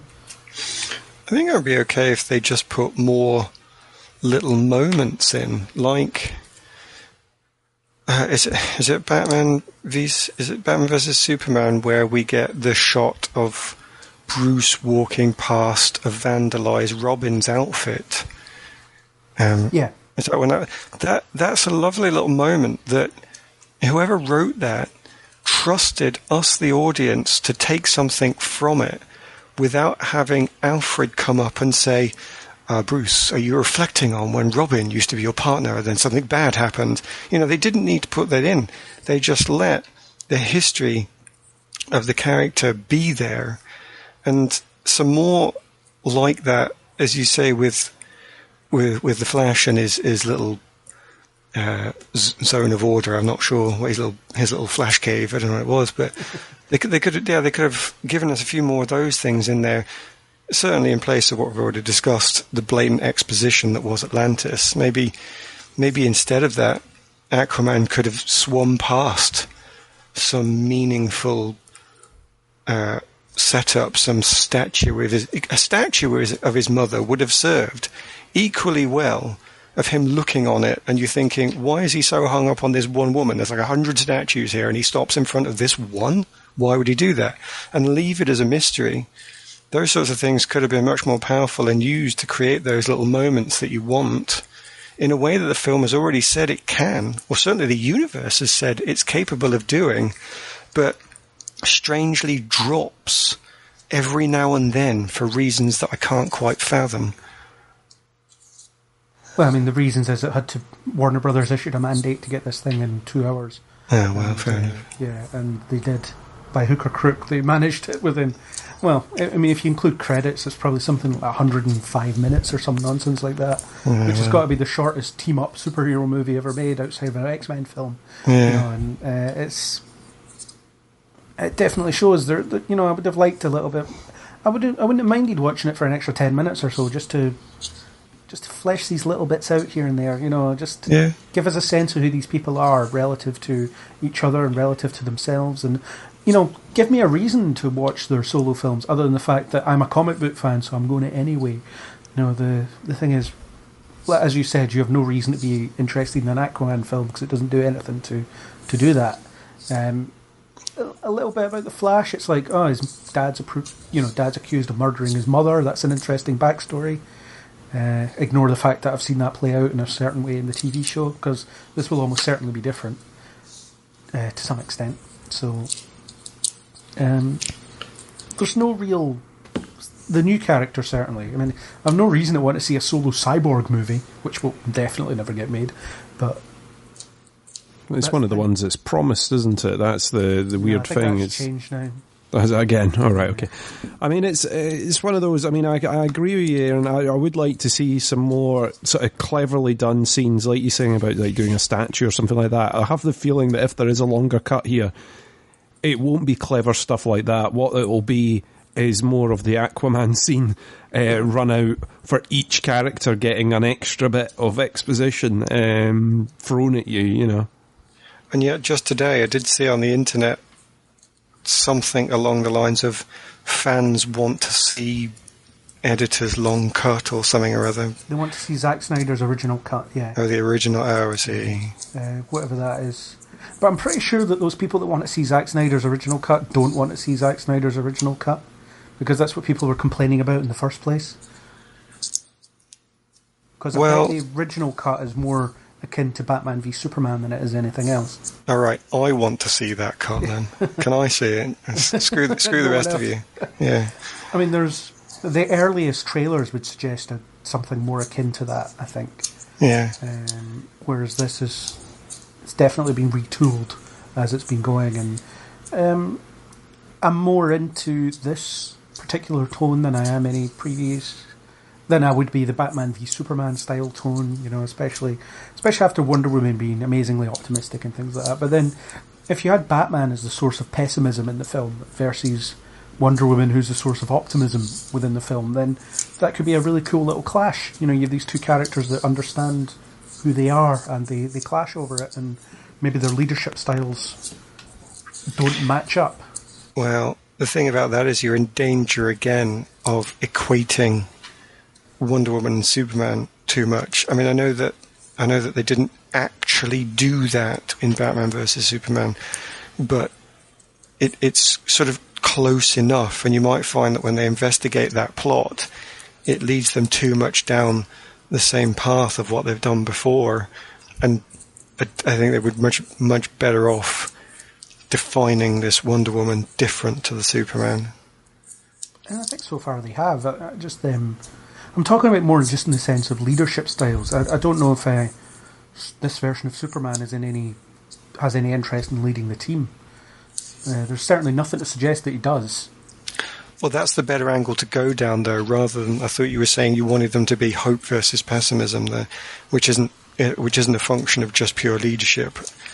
That's what I thought you meant, purely down that moral viewpoint. I'd certainly be interested in seeing them show two different types of leadership.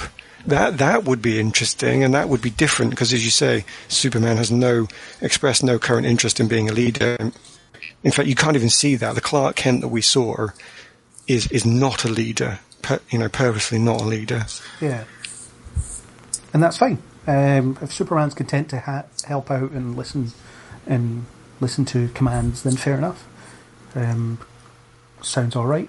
Yeah, I mean, I suppose my thing is, if Superman is willing just to be a team member, I mean, do we even know that he's going to be part of the Justice League, really? Or is he just going to fly about, do his own thing, and then come in the end and beat up the baddie that they can't defeat? Well, the post-credit scene where he races the Flash, He says, "You're off the team if you lose," kind of thing. It's a joke. Ah, right, yeah, I he suppose so, yeah. considers himself part of the group, part of the team, Oh, well, there you go. Maybe he's just going to come in and beat up the bad guys at the end. Like, give them a little try first. You let Batman give it a go first, and then you send in the big guns, and if the big guns don't work, you send in Superman. Yeah. Reasonable. Let's move on to Superman as a character, as he's handled in this film. So, he's very much the catalyst for this film beginning.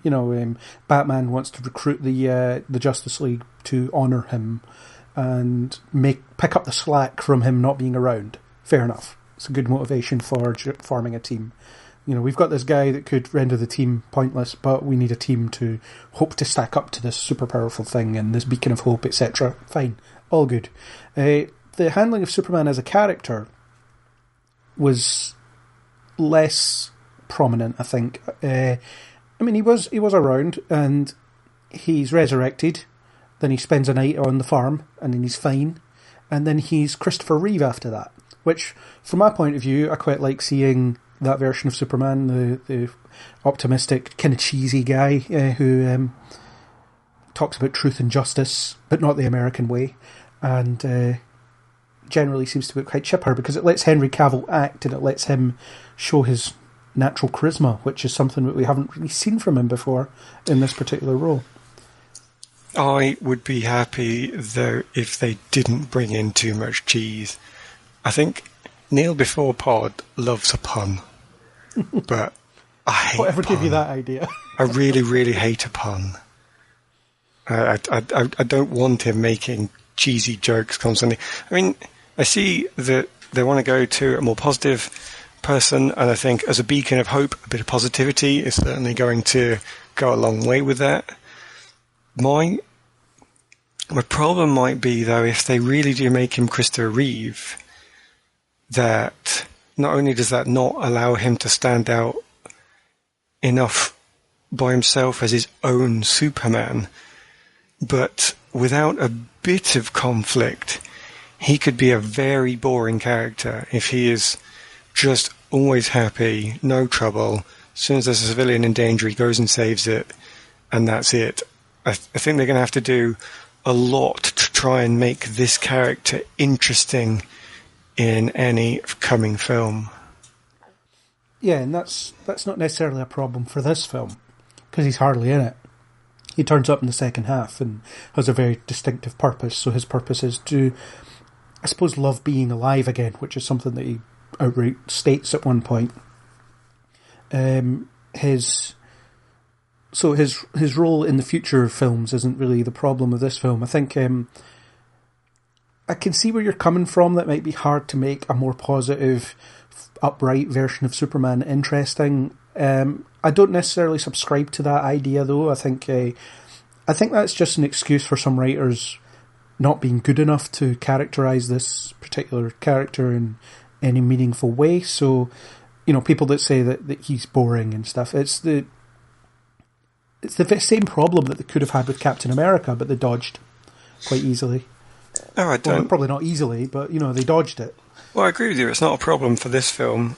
Certainly, I think it comes down to just being uncertain again as to what the baseline for the DC film is, which is where we started, which is what we talked about for so much of some of the film. And now all of a sudden he is this way. Certainly it's good to see Henry Cavill being a bit more charming, because he really can be. But it is that uncertainty. I don't know where this goes. I don't know where it came from. I don't know where it goes to. I don't really even know necessarily what it means for this film, because we were sort of promised in Batman's dark vision of the future an evil Superman, which we then didn't get because we changed the film. And we were sort of promised in earlier Superman films a Superman who's somewhat conflicted, who's trying to be human and not really being sure what that means for him, but now he seems suddenly okay with it. So death was apparently a good thing for him because it enabled him to become more human. But how does that work? And there's this constant uncertainty that this all is built on, which even though it has indications for the future, it still makes me think about what's going on now in such a way as I'm just not sure what it all means. Yeah, and I'm not sure they've thought that far ahead. I think the basic issue that they wanted to resolve in this film was people don't like gloomy, moody Superman. Let's change him into what people do like, and then whatever they had to do to get there is besides the point, I suppose. And I think I got the impression in the previous films that they were building to that version of Superman that he becomes sure of himself. You know, we've discussed this before, how they flipped the script on Captain America and Superman, whereas Captain America is this kind of unwavering paragon of virtue, whereas Superman is a bit more human and uncertain.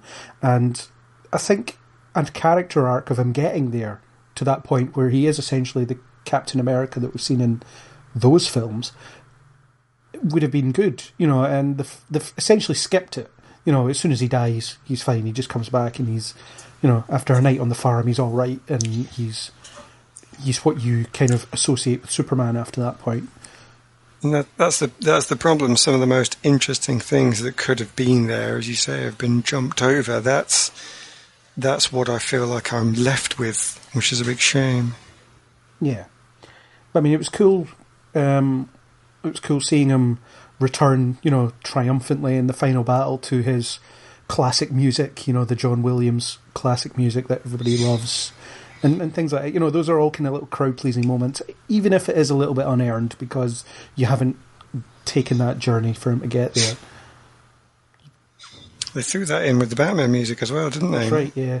Yeah, and that Batman music, again, I love that Batman music, and so hearing them both in the same film was a bit of a fanboy moment that I will confess to getting a little bit excited about.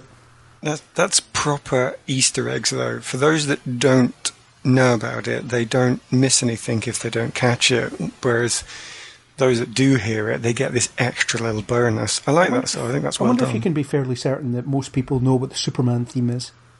Well, it's by the age, that's all. I mean, when we were in the cinema, we saw a little kid go in who was certainly under the 12 thing and therefore was only there with his parents.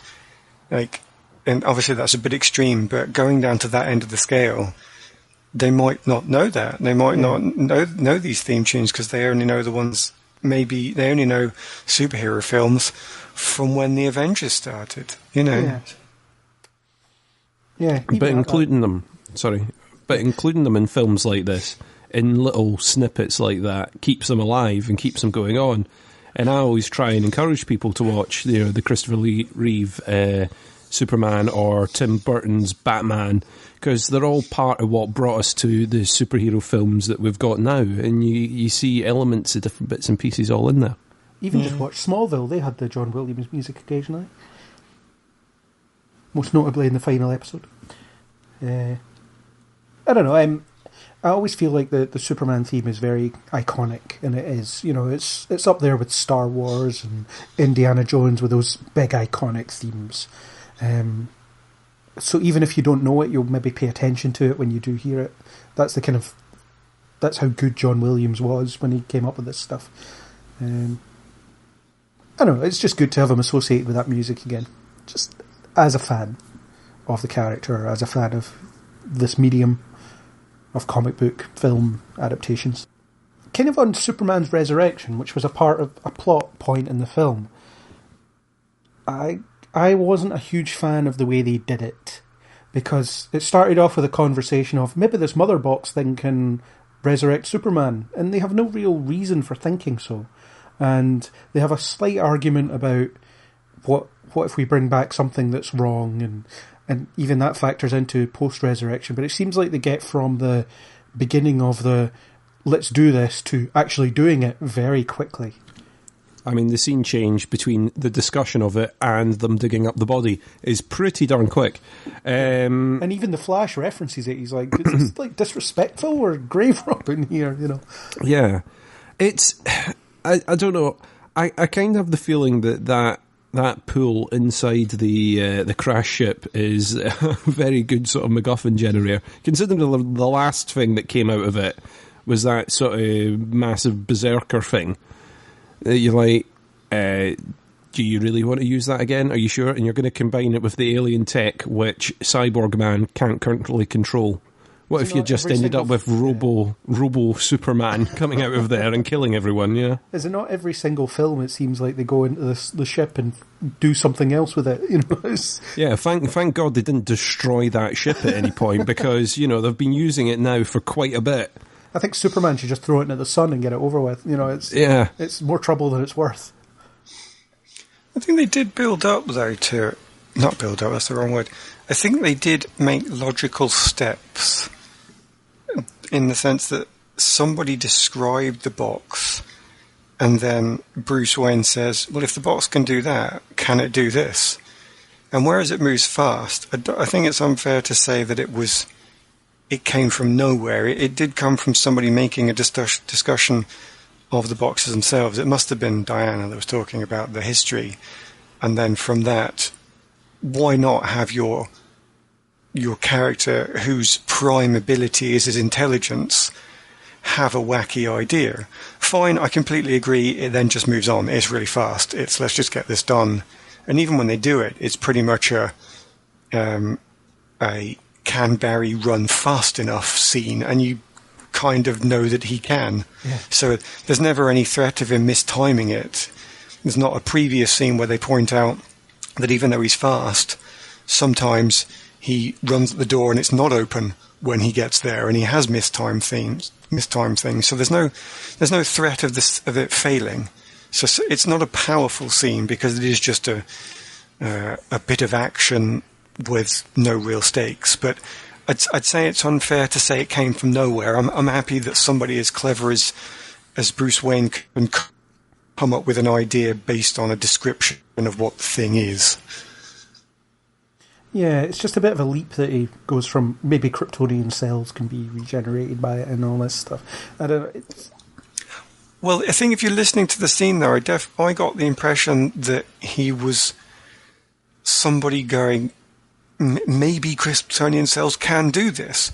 Has anybody got a better idea? I'm not hearing the ideas here, guys. I've got an idea. I think we should give it a go. And everybody's going, oh, it's not a very good idea. But then they all admit, yeah, but I'm clueless. I've got nothing. So from Ben Affleck's delivery, you get the idea that it is a Hail Mary play, but this is exactly the sort of point where they need a Hail Mary play. So, again, where is the leap in that other than, dear God, are we desperate? I mean, there is some discussion of the kind of morality of it, but again, it goes too quickly. There's a lot more in there. There's the idea that Bruce Wayne is essentially no better than Lex Luthor by suggesting this, and it's very possible that he'll end up creating another abomination like Doomsday. There's all of that, and there's just, again, it goes back to how quick this film moves. There's just no time to explore the real implications of their actions before they're doing them.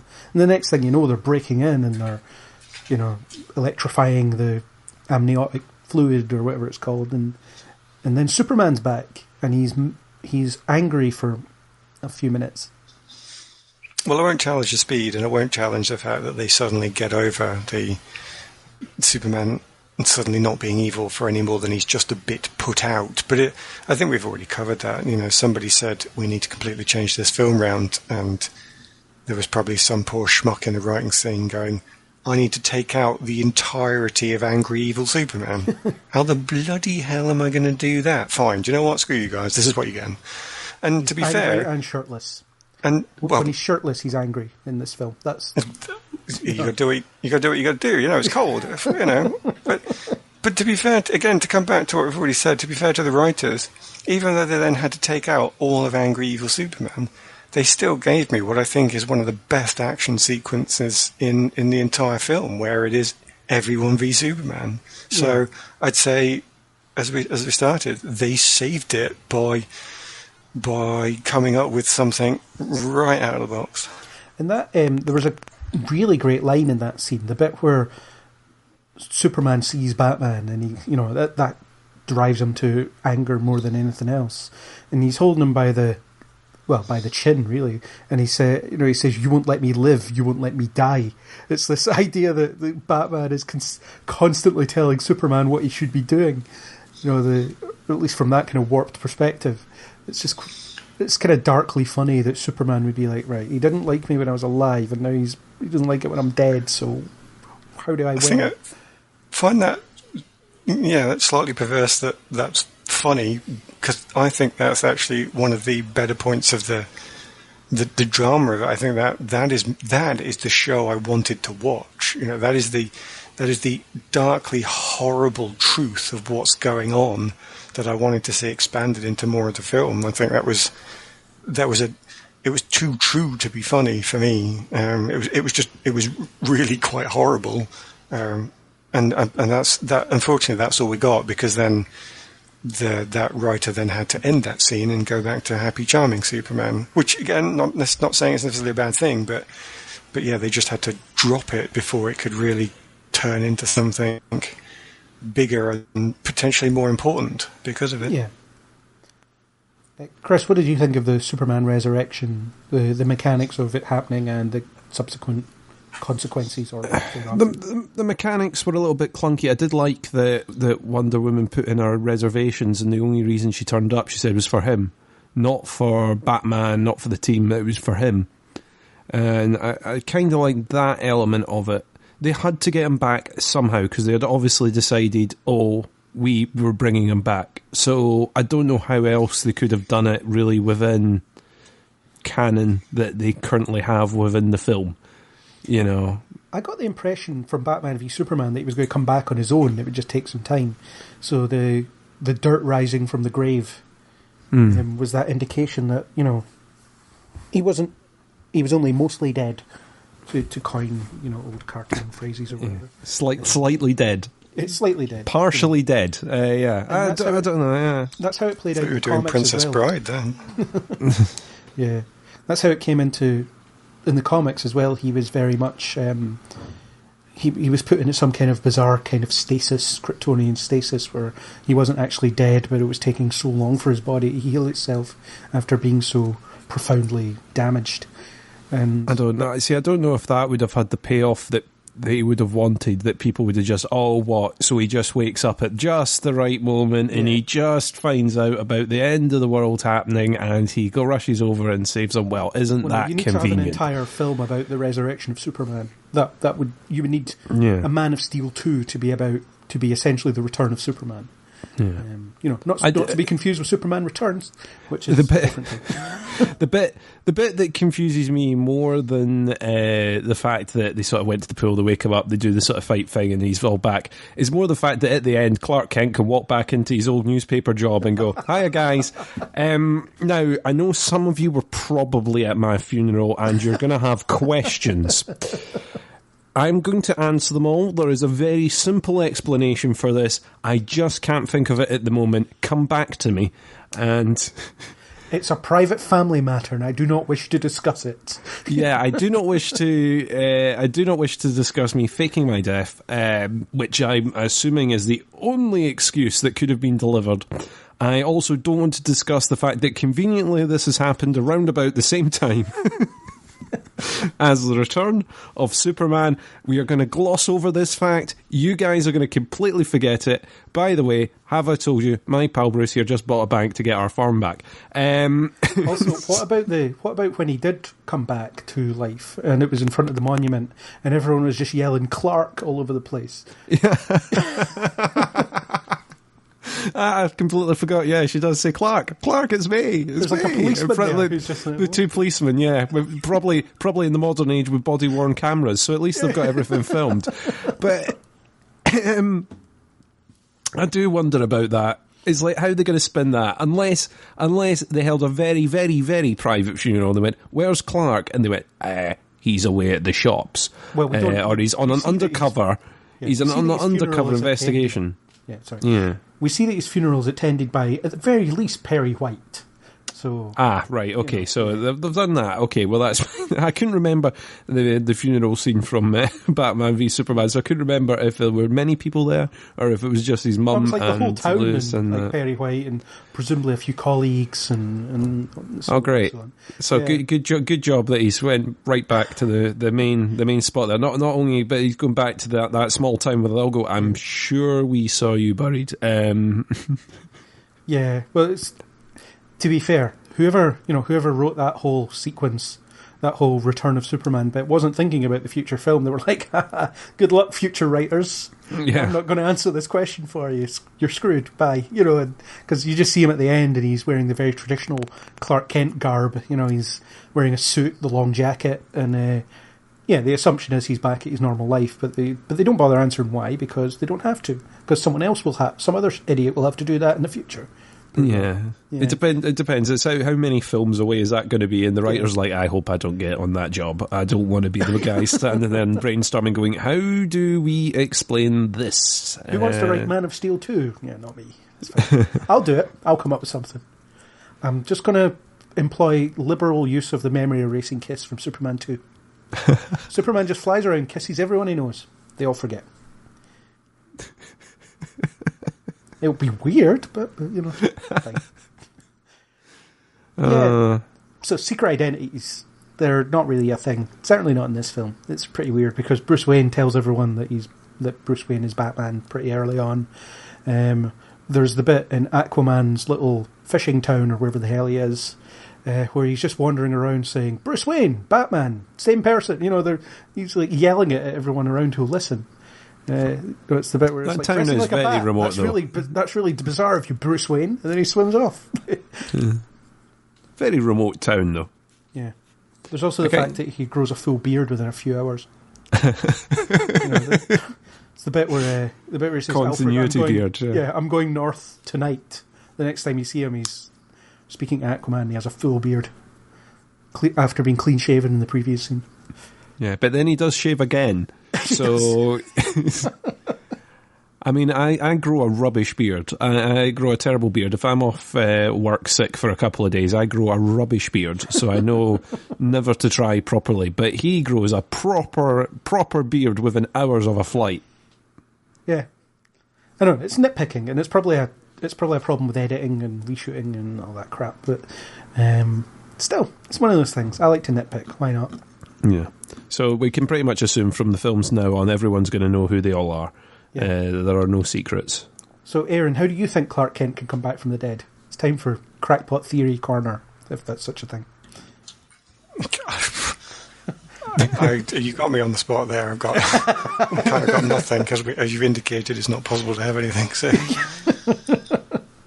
Yeah, it is a bit of a bizarre one. I was like, surely you would just see him. I was expecting more a scene of him back on the farm with his mum or something. You can imagine that he's maybe taking the quiet life, but then you see him in the middle of town and you're like, all right, well, he's obviously back then. It's like, he could probably get away with hiding out on the farm and being Superman and not being Clark Kent. Plus, there's problems there anyway, because you see that a lot of people know that Lois Lane is connected to Superman in some profound way, because in Man of Steel they're very close, and then in Batman v Superman she's in a relationship with Clark Kent. So in my head I've come up with the explanation that everyone at the Daily Planet feels really sorry for Clark Kent because they think that he doesn't know that Lois is only with him because she thinks he looks like Superman. Very nice. I like that angle. Yeah, it's just like, poor Clark. He has no idea that Lois doesn't really like him. She's like, he just looks a little bit like that other guy, and she's all fixated on him. It's just a thought. I don't know. Again, a bit of headcanon, a bit of nitpicking. Why not?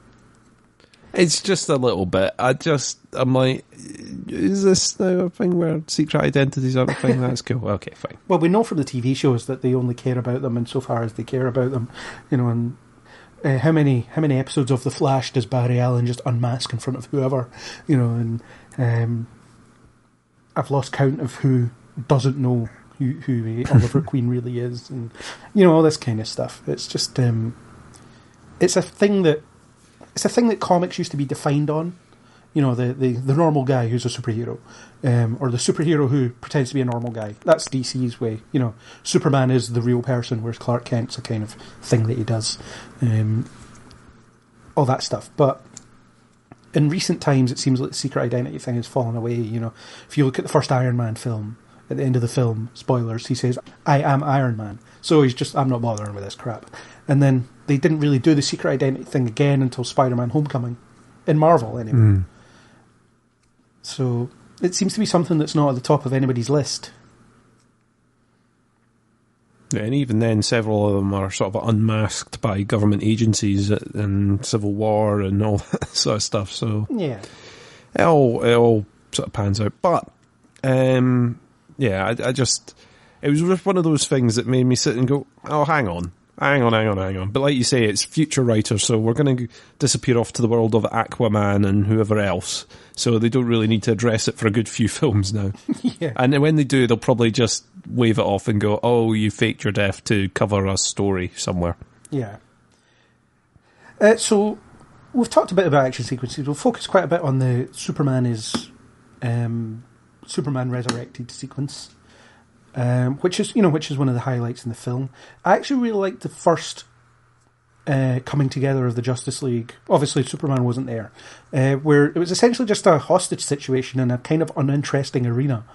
But I liked what they did with character in that a little bit. You know, the bit where Barry freaks out because he's never been in a fight before and he doesn't know what to do with himself, and then Batman says to him, "Save one person, and then you'll know what to do after that." And so he saves one person and he's like, oh, that's cool. And then he goes and runs in and saves more people. And then eventually he gets to the point where he's like, maybe I can't actually fight here, but I can help the people who are fighting.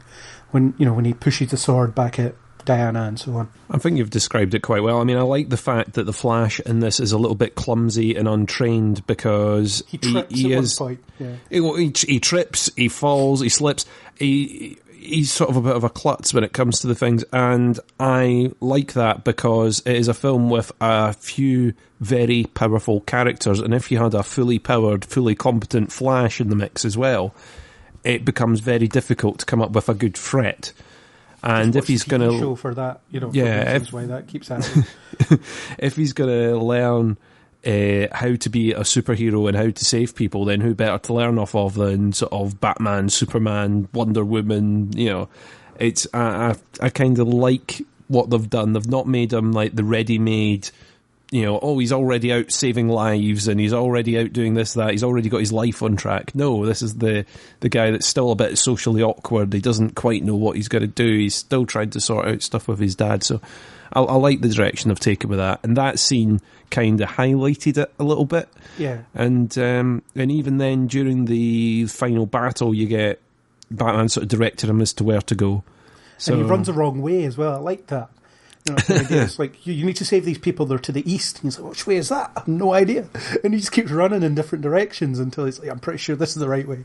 And eventually he gets there. I think because Superman points him in the right direction.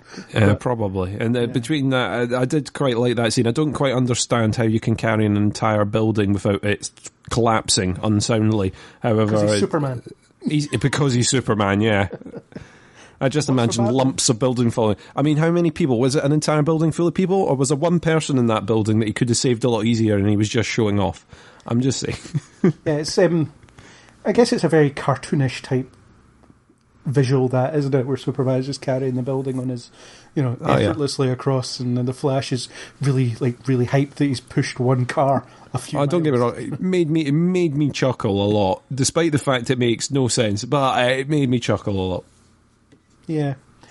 There are only really those three major sequences, actually, that I can think of. Well, there's the Amazons fighting Steppenwolf, which is, I don't know, it goes on for too long, and they're dragging the mother box around with a rope and all this stuff. It's just... I think they did it to sort of give them a little bit of service and to show, they are quite badass when it comes to saving it, but there was nothing they could do. Because after watching Wonder Woman, you're like, well, how would they give it up? They wouldn't just give it up, whereas we'll give the Atlanteans a little bit of a grace because we've got no idea how competent they are. However, we know how competent the Amazons have been. So how did he get it? I suppose it's just trying to serve that a little bit, really. Yeah. And I think some of the action is let down a bit by some really dodgy visual effects. You know, I talk about how CGI is a useful tool, and I think whether there just wasn't enough time to render stuff properly or not. I mean, there's some sequences are really beautifully put together. The one I talked about where I suppose that sewer sequence, the hostage situation sequence, that is essentially Barry's sequence, because that's about him learning where he fits in the fight. Everyone else kind of knows their place. But there'd be moments of like these beautiful visuals, and this crops up quite a lot in the end battle, and then they would just be marred by this really, almost PS2 level cutscene type visual. So there's a particular scene where Superman shows up, and I think it is just before he uses super breath. I can't remember if that's the exact moment, but it looks like he is just so horrendously badly animated. It's just for a few seconds, but it really sticks out as if I'm just looking at a still from a video game, and that kind of ruined some of the action for me, because it was just jumping out at me how little effort had been put into rendering in some cases. I didn't pick out as many scenes as you did that had dodgy CGI. I know you've seen it a couple of times more than me. Just one more time. Just one more time than me then.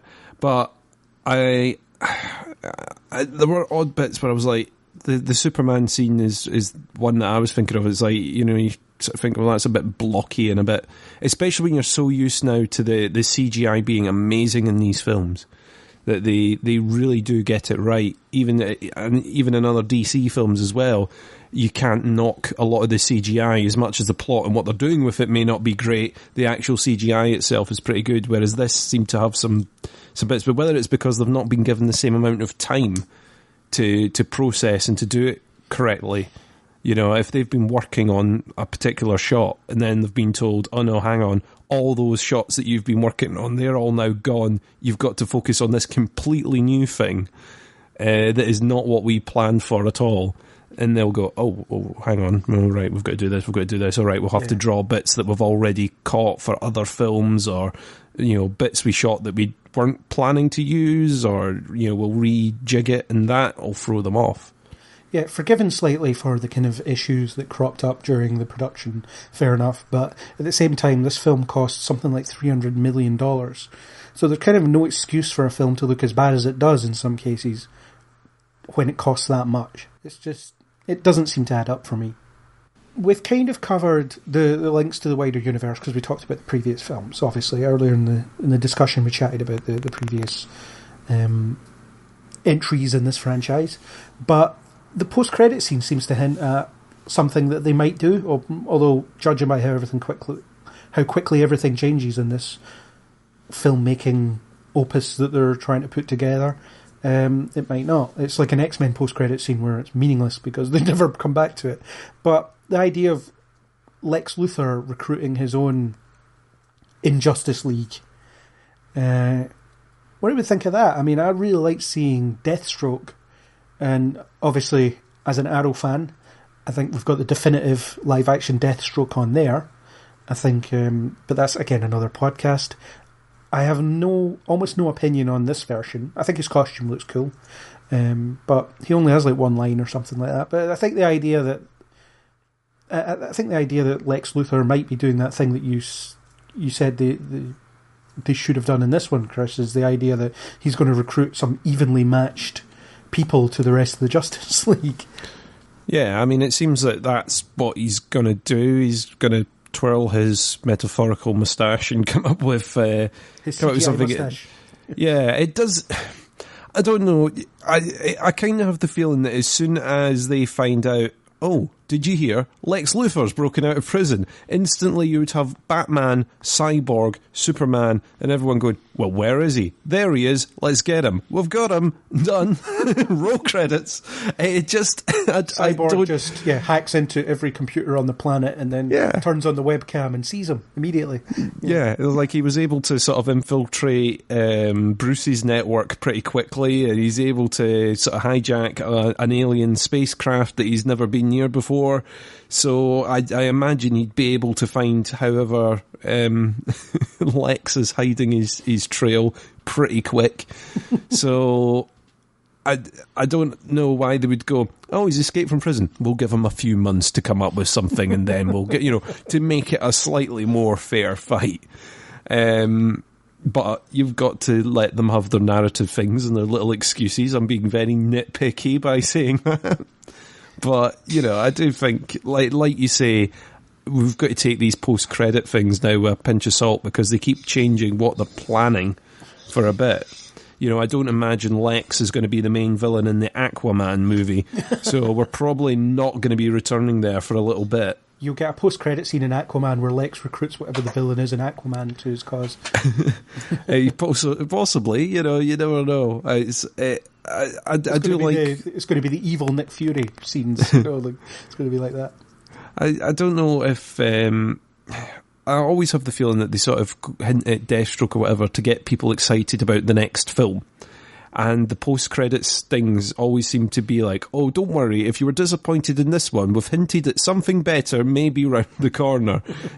You've waited until the very end of credits where the Foley artists have all been given their due. It is now time... It is now time for us to hint that there may be, if you did not like this and you're now disappointed, here's something for you. It's someone in an awesome looking costume. Off you go, yeah. I wonder if the only thing they can really do with some of those things, though, is lead up to individual heroes' solo films. Because it seems like if they do create a Legion of Injustice to go against the Justice League, there's a big danger that it's just going to become Day at the Office style films. Because much as I did get something out of Ultron, it was still very much, and the Avengers show you what they did on Thursday. And I think there's a big danger with some of these post-credit scenes building up to just that. It's just, we need to involve these characters in something, so let's just show you what they normally do. But it's a bit weird given how they're all pointed towards the stars for some kind of cosmic battle, but then someone decides that they've got a funky new weapon to use out on some small country in South America, and we can't really solve this cosmic problem for another couple of days, so it's just something to do, really, isn't it, battling Deathstroke? So might as well. But how on earth can they play on that level to make their plots anything but silly? What on earth is Lex Luthor going to do other than just piss people off from now on? It's a good question. On one level, though, it might be good to have an Earth-based threat for the next Justice League movie, if they ever make one, rather than go straight to the more cosmic stuff. So somewhere in between this and Darkseid, you've got Lex Luthor's band of villains. What they'll be up to, no idea. But, I imagine he'll recruit Deathstroke, who will be a match for Batman. He'll recruit whoever Aquaman's villain's going to be. He'll recruit Reverse Flash, maybe, although why the hell would Reverse Flash work with him? For Superman, I don't know, Dwayne Johnson's Black Adam character can probably take him on. It seems a bit too neat, though, that it feels like, I don't know how they're going to make it without it being forced. I mean, if you really just build another team to be a black mirror of that team, it will just seem like some sort of cosmic joke. I mean, that whole idea of you match a hero character against an equivalent villain for the final battle is a tried and trusted formula, and it does work, but only if there's a reason that you can suspend your disbelief as to why they end up together. If it's just, and the heroes go down the corridor and the door opens and just quite by chance takes out Batman and puts him in the same room as Deathstroke, so they must fight. When that door opens, do you know what, Superman, you go through there. You can twat Deathstroke in about half a second and be back with us by the time, oh look, we're on to the next thing. Brilliant, well done. The ridiculousness needs to be defeated. His team needs to come together for some reason other than Lex Luthor is bored. Yeah. You know, Lex Luthor has been shown to be the anti-Messiah prophet of Darkseid. What on earth does such a character need with Deathstroke? I can believe Deathstroke's a brilliant assassin, but what does the anti-Messiah need with a brilliant assassin? Where does this go, you know? And it almost factors into the purest conception of Lex Luthor in the Batman v Superman film, the idea that he wanted to come up with something to counter the threat that Superman could represent.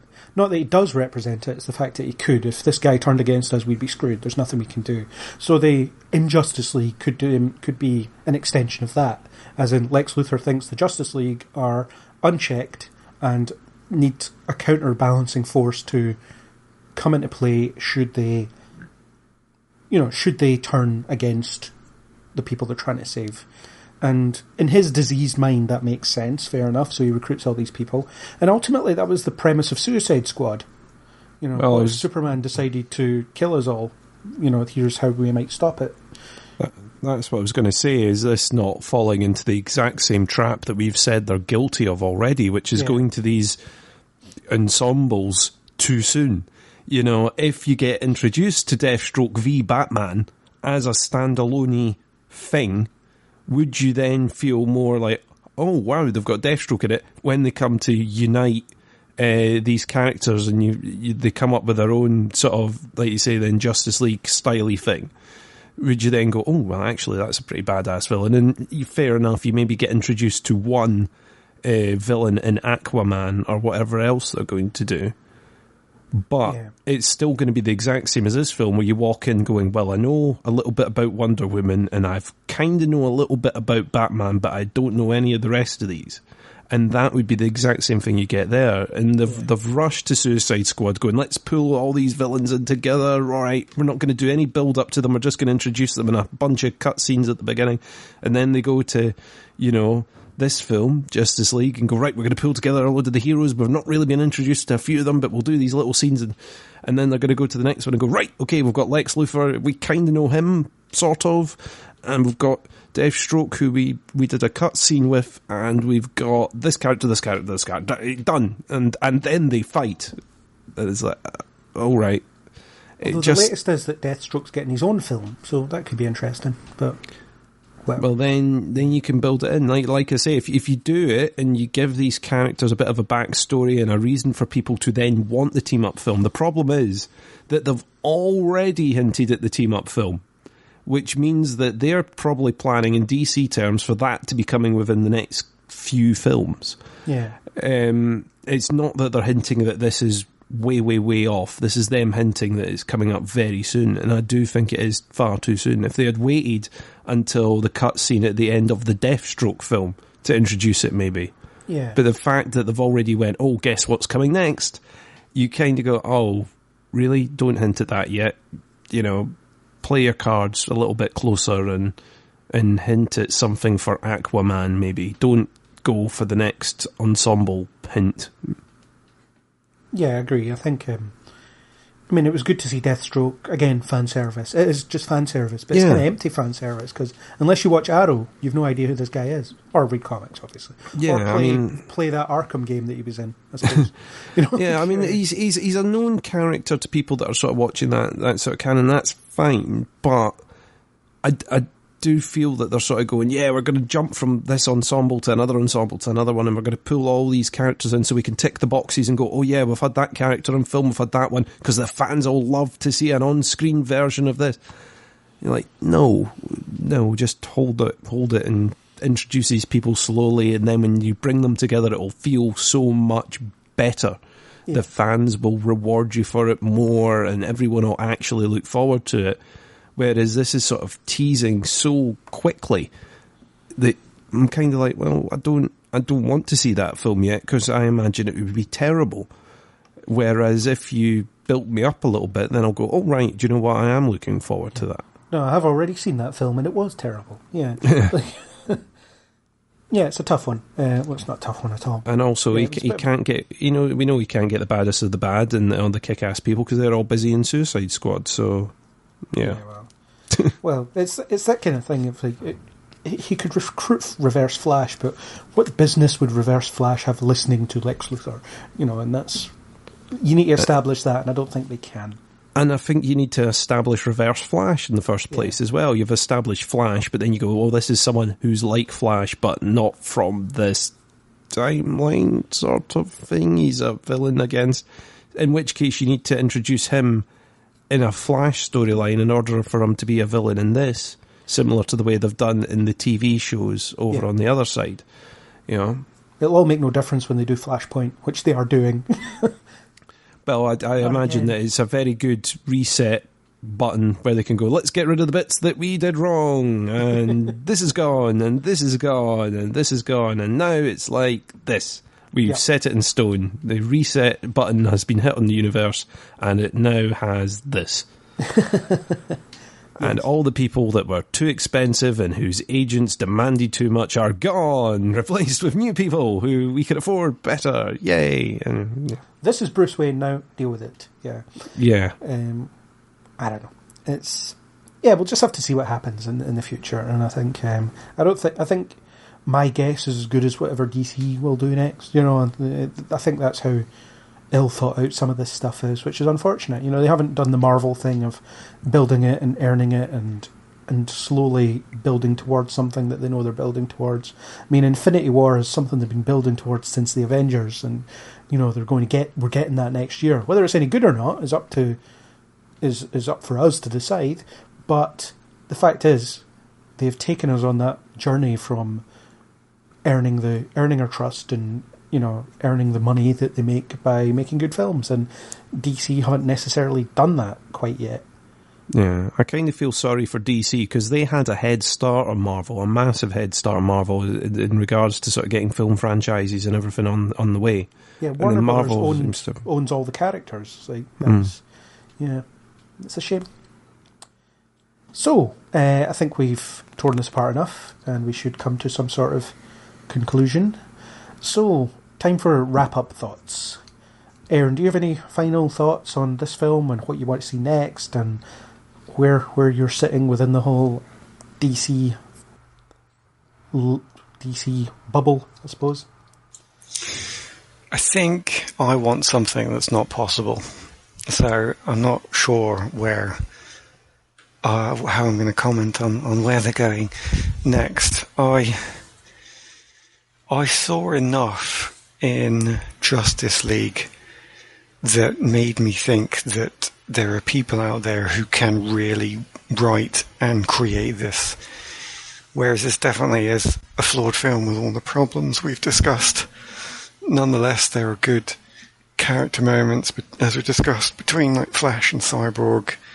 The experienced Bruce Wayne trying to create a group by encouraging and advising Diana, by training and mentoring Barry Allen. That there's enough in there that I still actually did enjoy this film despite its obvious problems. I'd like to see more of the slightly darker plot lines still, though. I think, even if just to differentiate from everything else that's out there at the moment, the Marvel films are great fun. The DC TV shows are mostly still trying to be great fun, and whereas I don't want to block that, obviously I really would like to see DC choose a direction for their films and make it different and make it unique and give us something that stops this genre becoming so samey that all of a sudden everybody just gets bored with it all at the same time. And that's a hell of a burden to put on one house that is struggling to define itself. But I do think if they could do that, if they can find their own niche, pick one style, really push it hard and differentiate it from the rest, then not only will they produce something that I'm actually really wanting to see, but it will be good for the whole industry and help it keep going before it collapses under the weight of a bunch of producers just trying to make the same thing over and over again and hope the audience doesn't notice long enough to give over the money in their wallets. So ultimately, I can't say this was the great film, but I can say that I came out of it still feeling better than I went in, and ultimately, I'm very happy with that. That was a very concise and detailed summary. Well done. Chris, do you have any last thoughts? After that very concise and well-placed summary, I feel that I should say absolutely diddly, because I've got nothing great to say to sum up. Just basically what I said at the beginning, I was really, really rooting for this film, and it disappointed me a little bit. I still watch these things because I'm a mug, and I keep going to them. But hopefully they take the good elements out of this, and they manage to build themselves something. I don't know if it's some studio execs needing to take their hands off and let the writers run properly with it, or, get decent, not showrunners, but decent producers and writers that know what they want to do, sit there in a boardroom and come up with a plan, and don't keep changing it every time someone does a podcast or does an article saying why their plan is pants. Because it seems that at the end of every film they have to take stock and they rebuild their entire universe from scratch again, and they replan it out. If you've got a vision, stick to it, come up with it, and don't listen to what we say. Yeah, fair enough. My final thought is, I liked this. I didn't love it, but I liked it a lot. I was entertained. There's parts of it I think are really strong. There's parts of it I think that are not so strong. I agree. I echo the sentiments that DC need to pick a lane and stay with it and let it go to its logical conclusion. Instead of being convinced that their ideas are bad, they should work harder to show why they are good. So let's define something by what it is rather than what it is not. So this film could have been a good showcase for why their darker outlook is equally as valid as Marvel's more popcorny, optimistic outlook. There's no reason that both sides of it aren't equally valid. It's just that DC so far have not been as succinct as being able to show it. So I think that I do completely agree that find a direction, go with it, and don't be afraid to experiment with things. But this was alright. It killed a couple hours. It's always fun to see these characters in live action. They're doing a good job with most of them. And I'm kind of interested to see what they do next, what they come up with next, and where it all goes. So that is my final thought, I suppose. So on that note, I will thank my Justice League for coming from this corner of the globe to assist me in this conversation. So, thank you, Chris. You're welcome. And thank you, Aaron. You're also welcome. Good. Now, let's go back to our respective film franchises and do what we do. That was our very long, comprehensive discussion of Justice League. Thanks to YouTubers 331 eRock and Nstend1117 for the supply of music. As always, if you like what you heard, then please click the subscribe button on iTunes, YouTube, or any major podcasting app. And join us on the next Kneel Before Pod.